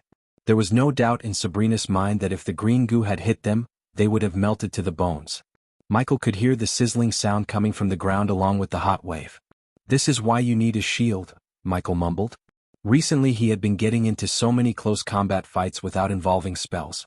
During these fights, the responsive shield would not activate and protect him from the blows because it only protects him from spells and attacks formed using energies. Michael may have reached 98% mastery in Serpent Mega, but having no shield to defend himself was still a weakness as far as he was concerned. Where is it? Can you see it? Sabrina asked as she moved with her back against Michael's back. They moved in a circle while Michael tracked the beast, who kept jumping around second after second. He couldn't make out its full figure, but it vaguely resembled a wolf the size of a 10-foot bear. Since he was using thermal vision to see the creature's heat signature, he couldn't make out the creature's other features such as skin color, number of teeth, or whether it had fur or not. Visit. For the best no-underserving experience Ignitia, Michael quickly raised his sword, firing a bolt of lightning at the creature. His lightning bolt traveled at the speed of a lightning flash, yet the creature was able to escape being hit by the bolt by jumping to the wall on the other side. Its speed stunned Michael. Did you hit it? Sabrina asked. It escaped. Can you see it? She was surprised. If you can't see it with your eyes, see it with your other senses. Close your eyes and listen, Michael whispered to Sabrina, and she closed her eyes without any hesitation. She trusted him completely. Michael didn't lie to her though. He trained his senses to paint a mental map using his other senses back on Earth and could still do it. However, he had no need to use that ability because he possessed the X-ray vision to track the beast. However, Michael asked Sabrina to close her eyes because he wanted to cast the death range and boost his power quickly. Since the arena was already dark, no one could see the place getting darker. The moment Michael felt his full power bubbling inside him waiting to be unleashed, Michael raised both his arms, shooting 2 dark lightning bolts out of his hands towards the beast. Grrrrhhhh. The beast jumped, trying to evade, but this time Michael's lightning bolts were faster than the beast. The beast immediately let out an ear-piercing roar in pain. One lightning bolt went through its shoulder and the other went grazing its skin. Michael quickly turned off his thermal vision to see luminescent blue blood trails on the wall. The blood trail was leading them further into the path before him. The blood was the first colorful thing he had seen in the Shadow Realm so far. Until now, everything else looked black and white. You hit it, Sabrina was a quick study. Hence, she could vaguely track the beast's movements when she closed her eyes and focused on the surroundings. After the beast roared, Sabrina abruptly opened her eyes to see the blood trail. If the beast dashed at him after being hit, Michael would have felt relieved. However, now he was concerned. The creature seemed to possess intelligence. Thus, it ran away instead of dumbly lunging at Michael. Let's go. But be careful and don't drop your guard, Michael said and continued his journey into the narrow straight pathway. After walking for a few minutes, the blood trail disappeared and everything became normal. Nonetheless, both of them stayed silent, focusing their senses. While cautiously making his way forward, Michael noticed the engravings in the wall beside him starting to form shapes of figures once again. Seeing the figures on the wall, Michael deviated from his path and approached the wall as Sabrina followed him behind. I have no idea what you're looking at, Sabrina sighed. The latest understanding stories are on under website. I like these engraving designs. I am thinking about getting them for my new mansion. Michael lied, but there was a little bit of truth to his answer. New mansion? Sabrina tilted her head. Michael nodded. Building a new home for him in Rivertown had been his plan for a long time. Unfortunately, because of the Guardians Guild, the Dark Lord, the prophecy and everything, Michael didn't have time to plan his new home. However, after Gaia and Michael's engagement, they both decided to start building a new home in Rivertown. Michael could easily afford a large piece of land in Royal Land, and if he asked, the king would probably give Michael a land for free, as having a 5-star alchemist in their kingdom would boost its value to the next level. Instead of building his home in the wealthiest kingdom in Elon or living in Baron Totonk's mansion, Michael planned to build a castle for him in Rivertown, which is a part of Kingdom Bradford. What about Baron Totonk's mansion? As a king, shouldn't you live there? Sabrina asked Michael while he was trying to make sense of the engravings. At that moment, Michael saw the lion with wings once again. It was standing on an elevated platform and looking at the thousands of people on the ground who seemed to be worshipping the lion. There were several figures standing behind the lion, including a few pointy-ears beings, elves. Michael immediately recognized them due to their iconic pointy ears. In addition to the elves, he also saw dwarves, orcs, beastmen and several dragons flying above them. Even the crowd on the ground consisted of all races, not only humans. That's a mansion.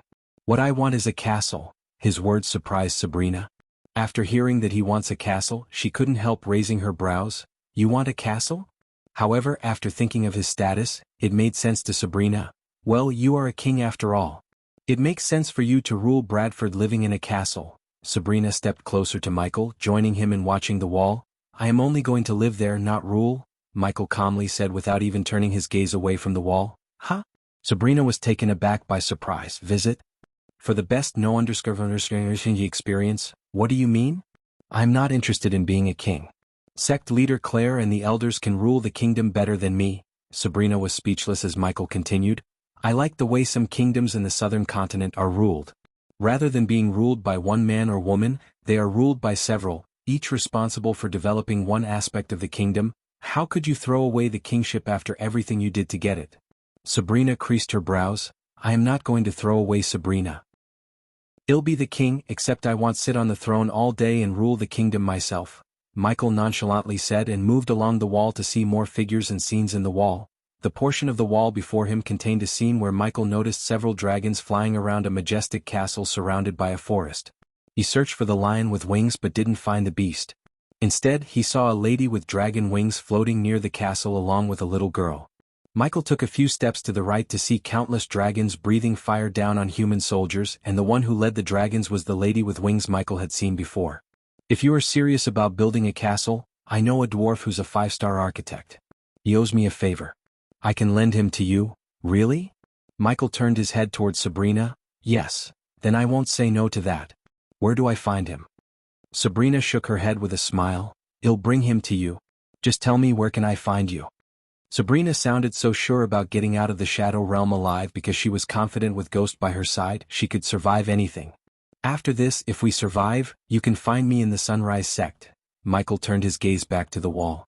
He continued to walk along the wall looking at the engravings of the war between dragons and humans, until the engravings changed, showing Michael a giant hydra. Just looking at the size of the four-headed hydra and recalling the pair of eyes staring at him from the abyss in the Stormville Mountain, Michael felt a chill running through his spine. Visit. For a better user experience, Michael slowly moved his gaze down from the hydra to see a man carrying a sword and a battle axe in each hand standing before the hydra.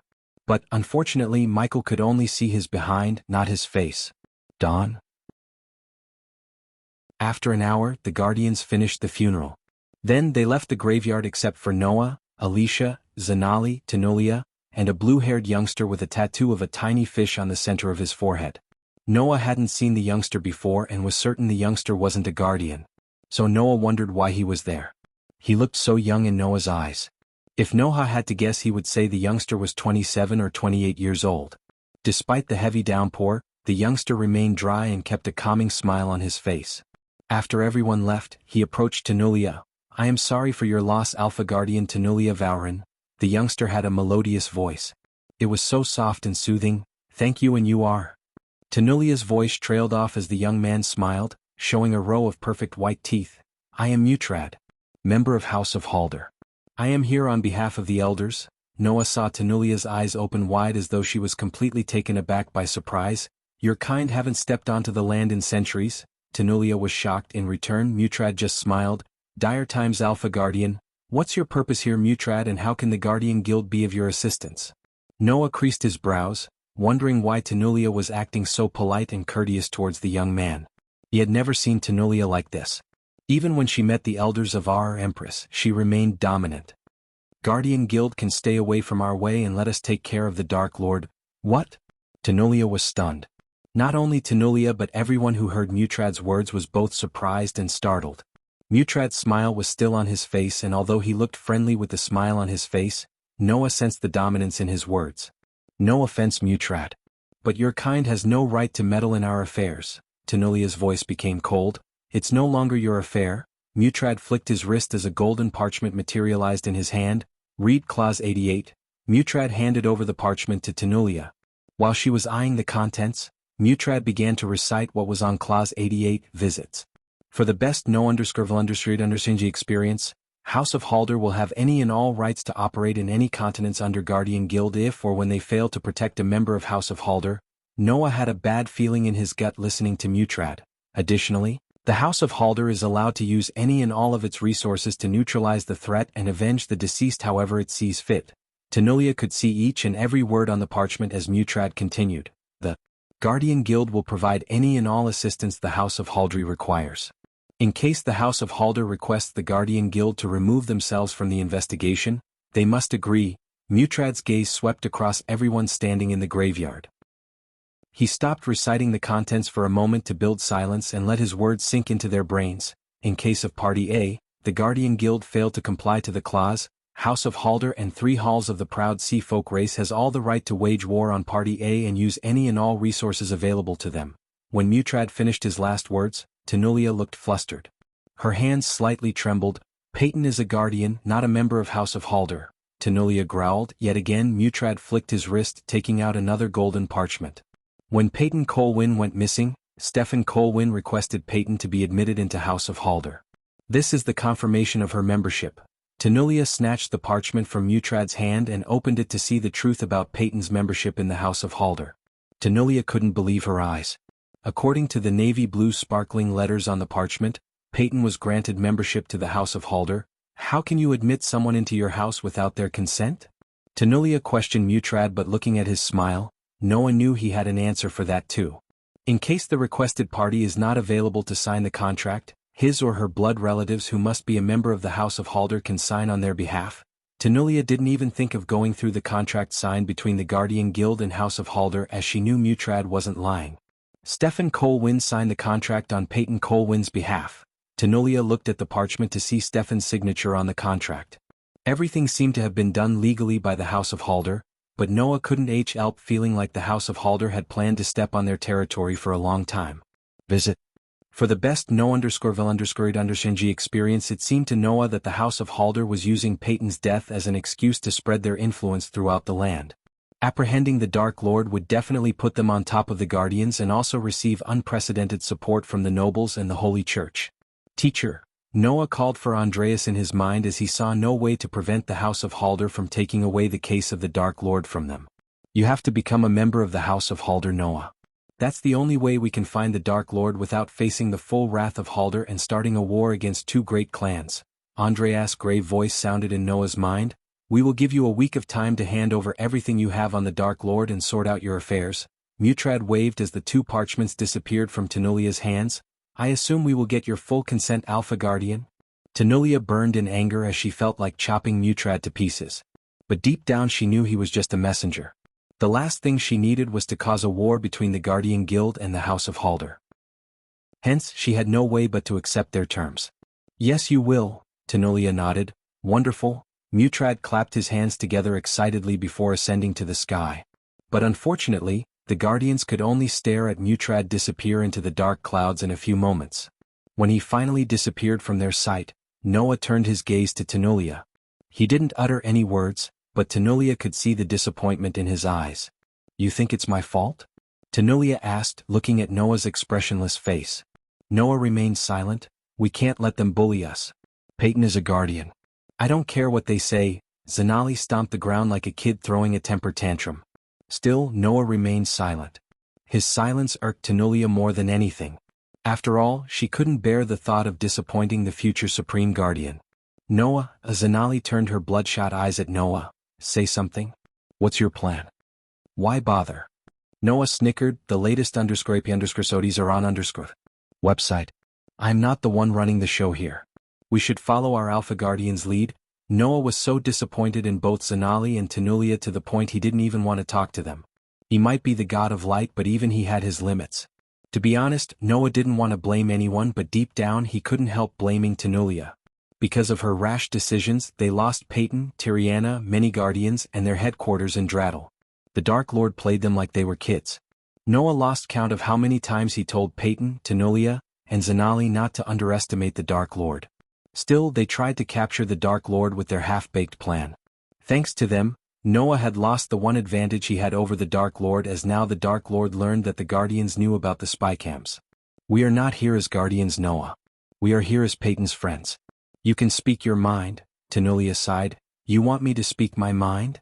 Noah slowly walked toward Peyton's grave. One of the best is lying under 6 feet. The gravediggers are digging 50+ graves out there as we speak. The House of Halder is pushing us aside. And last but not least, the Dark Lord learned that we know about the spiders in your ship. So next time he will come up with a new way to spy on us and we won't have a clue. Zanali saw Noah losing his calmness for the first time. Suddenly, Noah slapped himself on the forehead. Pardon my mistake. There won't be a next time. Because we are not the one dealing with the Dark Lord anymore. Although Noah didn't raise his voice, his anger was apparent to everyone. Tanulia was speechless as Noah took a deep breath and brushed Peyton's headstone gently. Meanwhile, Tanulia was shivering inside what Noah might do if he knew that Sabrina was taken hostage by the vampires and it was a part of her plan to get the key first. Only Kat knew about Sabrina's whereabouts except for Tanulia. But she had no idea Kat was coming to her bearing serious bad news about Sabrina. After his outburst, Noah felt kinda bad. So he turned his gaze back to Tanulia, but when he saw Tanulia's silence and the deep concern within her eyes, he frowned. Do you have something to share, Alpha Guardian? Tanulia was too concerned about Sabrina's in-moment in her plan as she didn't even hear Noah calling her Alpha Guardian. Noah slightly raised his voice and finally Tanulia escaped back to reality. What? Go on, Tanulia mumbled, having no idea what Noah just said. Why do I feel like you're hiding something, Alpha Guardian? Noah asked. On the other hand, Alicia too felt the same just as Noah. Visit. For a better user experience, don't waste time talking to these idiots, Noah. Let's get out of here. We have more important things to do, Andreas snickered. You don't know everything, Noah. Tanulia coldly cut off Noah so he wouldn't ask any more questions. At that moment, Tanulia could only pray that Sabrina would lead them to the key and come out alive. Otherwise, she may have to pay with her own life. Meanwhile, Michael was walking along the walls of the dungeon with Sabrina. He was certain that he would meet the lion with wings and the youngster who carried a sword and a battle axe. Don, Michael recalled the name echoed through the walls a few moments ago. The demonic voice never sounded so pissed off as when it shouted the name. According to Hunter, the last universe was the most dangerous one he had visited. Something told Michael that the journey was coming to an end. Thanks to Hunter, who wiped out the skinless creatures and the most powerful beings who guarded the Shadow Realm, Michael never faced any life-threatening battles. Michael was both grateful towards Hunter and furious at him for clearing the Shadow Realm. He could have earned hundreds of thousands of badass points by killing the skinless creatures. The question that currently drilled his head was whether the people of the next universe would see him or not. He had to plan for both scenarios. If size mattered, suddenly while they were walking forward, Michael heard an alluringly magnetic voice reverberate in the area. "Elephant would be the king of the jungle. Did you hear that?" Sabrina asked as Michael nodded. "What are these voices? Where are they coming from?" Sabrina looked around her surroundings pretty confused. "No idea." Michael lied instead of revealing the truth that these voices are coming from other universes through the cracks in Shadow Realm walls. "A king isn't born. He is made," another voice echoed through the maze. Unlike the previous voice, the latest one had a bit of a thick animalistic tone to it. After hearing the voice, Michael's brain automatically thought of the lion he saw on the wall. On the one hand, they heard the voice, and on the other hand, they looked around for the beast. While cautious looking around, the two of them continued their journey. Michael saw no beast nearby. Instead, he saw a silhouette of a lion with wings in the sky for a second. "I will rather be a lonely lion than a popular sheep." Michael could swear he saw the lion talking before disappearing from his sight. This time, Sabrina didn't seem to hear the voice as she walked beside him without turning her head. "I don't think the beast ran away." Instead, she talked about the beast Michael had wounded before. Michael nodded as he too shared the same thought. If his gut feeling was right, the beast would be waiting with a trap. "Better to reign in hell than serve in heaven." Michael heard the first voice again. "Visits." For the best no understanding experience, he quickly looked at the sky, expecting a silhouette, only to see nothing but dark sky. "My life, every day, every minute, every second has been chiseled by me." Michael felt as if his head was about to explode when he heard the thunderous voice sweeping across the maze. "Grrr." Following the voice, Michael and Sabrina heard the beast roar in agony.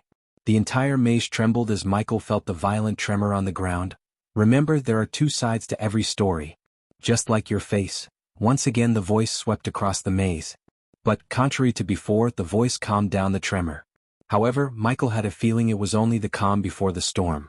He expected the beast to arrive soon. Then, just like he expected, he began to hear the soft clicking noises in the distance. "Let's kill this beast." Sabrina threw the sword in the air and let it fall in her hand. She even cracked her neck just like Michael.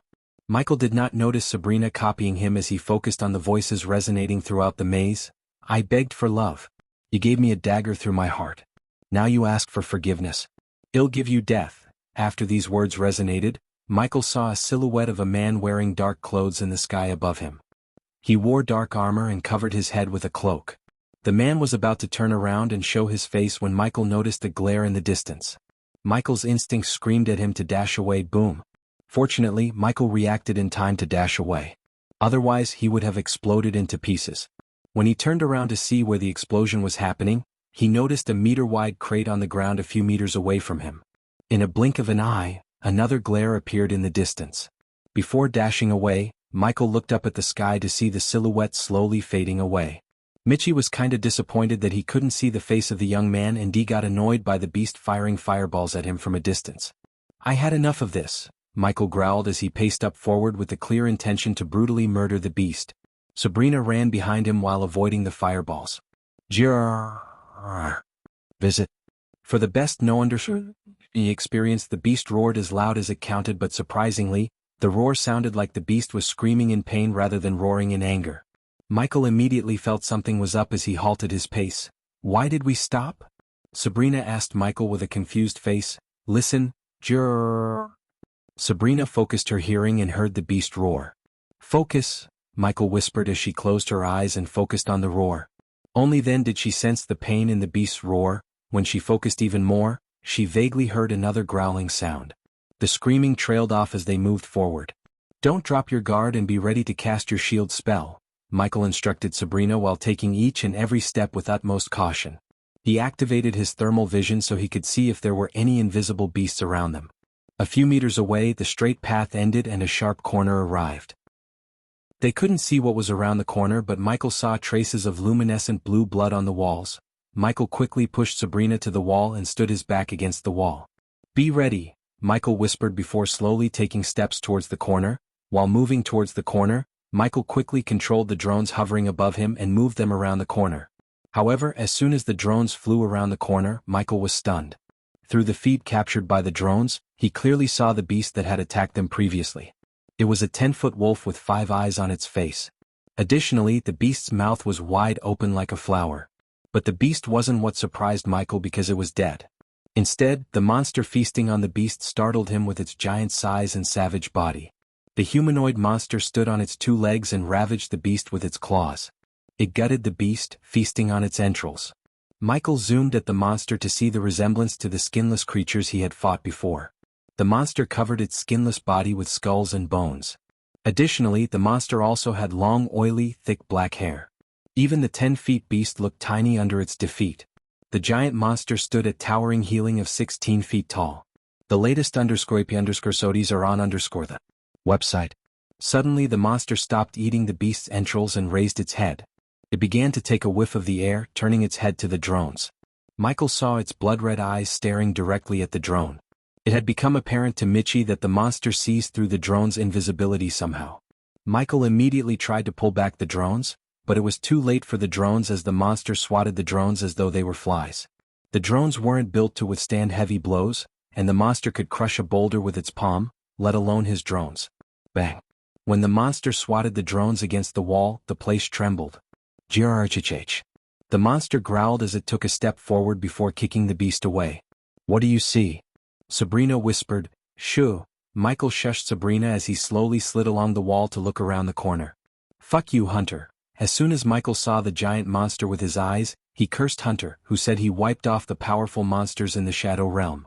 Before Michael took his gaze away from the monster, he did notice a deep cut running across the monster's chest. For some reason, Michael thought it was Hunter's handiwork. Obviously, Hunter tried to kill the monster by the look of the scar. However, it was evident Hunter failed. But Michael had to give it to Hunter. He was crazy and fearless enough to fight the monster head-on. How the hell did he become so powerful? Michael recalled how easily Hunter massacred the mages and the other Hunters group. Although Michael had no idea of the power hierarchy in Hunter's universe, he had a feeling that Hunter stood atop the hierarchy. The monster was at the freaking fusion stage level 6. Therefore, Michael knew he could not fight the monster and survive unless he fought the monster as the Dark Lord. The monster kept sniffing the air while stepping toward Michael and Sabrina. Battle with the monster would be inevitable at this rate. Taking a deep breath, Michael turned his head to see Sabrina.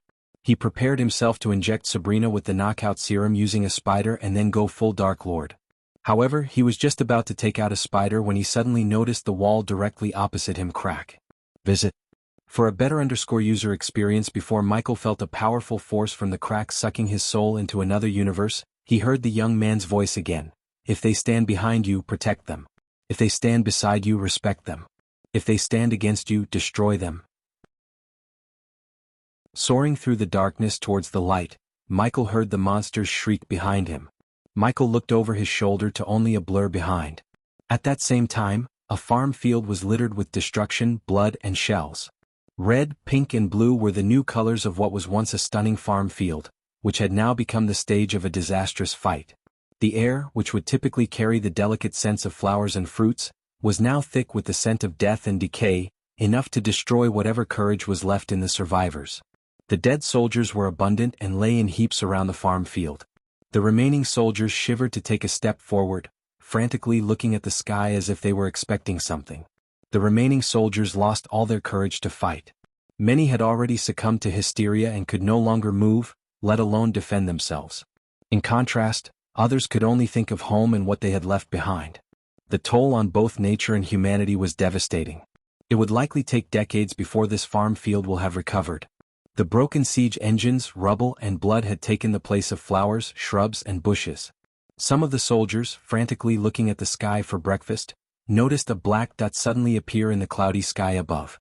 Though soon, The black dot grew in size to the point they all realized that it wasn't a black dot but a man falling from the sky. When they saw the man's black robes, they immediately dropped their weapons and fell to the ground. Run! Some of the soldiers completely lost their minds.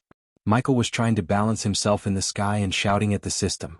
Unlike before, when he traveled to Etheria and Hunter's universe, Michael was pulled into the current universe with his body. In other words, he was not in his soul form. Michael felt no arch energy or celestial energy around him. Hence, he couldn't stop free-falling and start flying. Fortunately, Michael saw a broken trebuchet in the battle. "Fuck you, system," Michael cursed the system as he flapped his arms like a bird to change his trajectory towards the trebuchet. He was falling from such a height that the wind brushing against his face hurt his skin. If he didn't stop free-falling, Michael doubted one could scrape his body from the ground completely after he became a human omelet. Fortunately, Michael still wore the Mark III grappling hook around his wrist. So when he was approximately 50 meters away from the trebuchet, Michael reached for the trebuchet, aimed at its top, and fired the grappling hook. Thud. The grappling hook soared through the air and coiled around the top, Kachak. Due to his speed being suddenly stopped by the grappling hook attached to his arm, the backlash force dislocated Michael's shoulder. He growled in sharp pain. He gritted his teeth and released the hook. Jirichich. Finally, Michael hit the ground, holding his shoulder.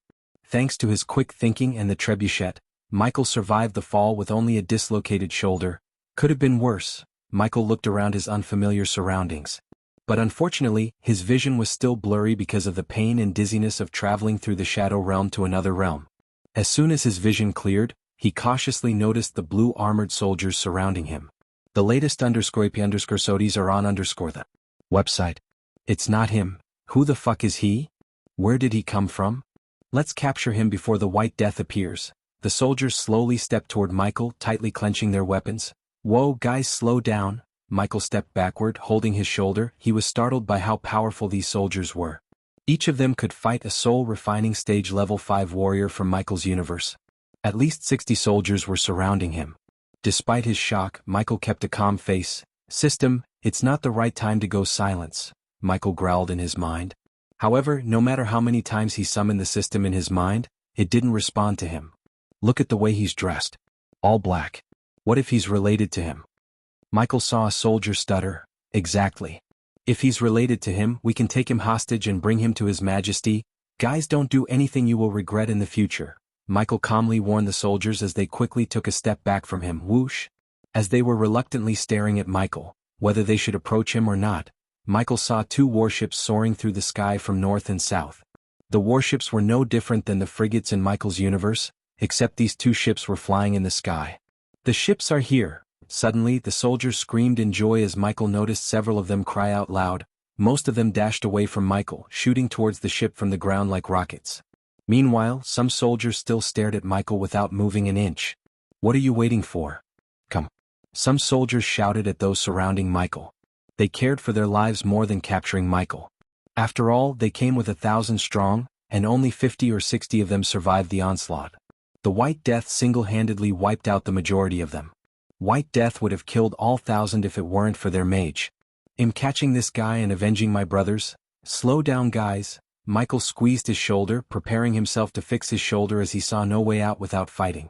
The soldiers who landed on the airships quickly threw out ropes for those who couldn't fly to climb up. Then the ships hovered in the sky, waiting to pick up the survivors. Visit.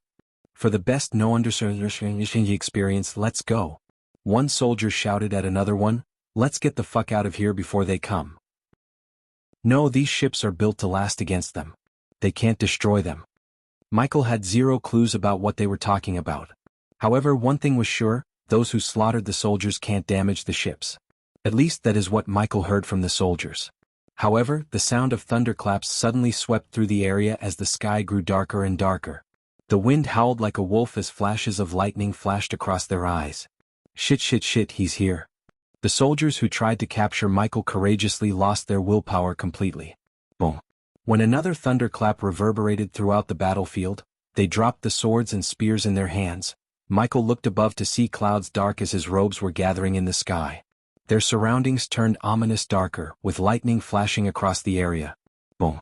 Suddenly, when the soldiers were about to turn around and run, a thick dark bolt of lightning hit the ground between the 2 ships. Everyone, including Michael, couldn't help closing their eyes due to the bright flash. When they opened their eyes, Michael saw the young man adorned in dashing black armor, covering his head with a cloak, standing at the place where the lightning bolt hit. Without a doubt, Michael knew he was the same young man he saw in the engravings and in the sky as a silhouette in the shadow realm. It's him. God. No, no, no, no, no. The soldiers were thrown into pure chaos when he appeared, and the soldiers surrounded him just collapsed to the ground in utter fear. Whoosh. The moment the soldiers atop the ship saw him, they screamed as the two ships began to move. After that, they did not bother to wait for the soldiers on the ground anymore. However, the black-robed young man grabbed the ropes with each hand. The latest _soties are on the website. The ships trembled as they slowly moved away on opposite sides while the young man coiled the ropes around his fist and began to pull them closer. Seeing this scene, Michael raised his brows. Ketcha. Since the soldiers were focused on the man, Michael gritted his teeth and jerked his shoulder, fixing his dislocated shoulder, which released a sickening crushing sound before setting in right. After setting his shoulder, Michael grabbed a soldier by his collar and picked him up from the ground. Who is he? Michael shook the terrified soldier. Don, the soldier stuttered. So he is Don. Michael let the shoulder go as he turned his gaze back at Don. When he was in the shadow realm, the demonic voice screamed the name Don. The thunderclouds rumbled as Don pulled the ropes closer and closer. Michael's muscles ached just by seeing Don pulling two ships together with his raw strength. Don's arms trembled as he moved his head upwards. Only then did the cloak covering his head slide down, revealing his face to Michael. Don is the MC of Rise of the Legendary Emperor. His raven black hair was just long enough to touch his lower neck and fluttered in the wind. He had a stubble beard a few inches thicker than Michael's, and despite the monstrous task he was performing, his face showed no signs of pain. Michael could see Don's biceps screaming to tear out his black armor, which seemed to have been made of a material resembling Kevlar. Don wasn't the most handsome but rather looked no different than the next-door guy. However, he had a certain indescribable aura that made him stand out. Inch by inch, Don pulled the two ships together while the soldiers atop the ships tried to cut off the ropes. At least that's what the soldiers tried to do before Don yanked the ropes, shaking two ships. You. Michael finally heard Don speak, and his voice sounded more dominant and hard as steel than it did in the shadow realm. Don pulled the ships closer. Going? Michael noticed the ships getting closer to each other inch by inch, as well as the smoke coming through the ships. Nowhere. The latest _soties are on the website. Boom. Finally, the ships gave off as they suddenly clashed with each other and exploded into pieces. The explosion lit the gloomy farm field like a mini sun, and the explosion force swept across the field, blasting away the corpses, the broken siege machines, and everything on the ground. You're tuning in to the Han Lee's Wuxia Chronicles YouTube channel. We're so grateful for your support, and don't forget to subscribe to join us on this incredible journey through captivating stories. Your generosity through donations truly makes a world of difference, as it's the primary source of revenue that allows me to expand and enhance this channel for you. Thank you from the bottom of my heart for being a part of this adventure.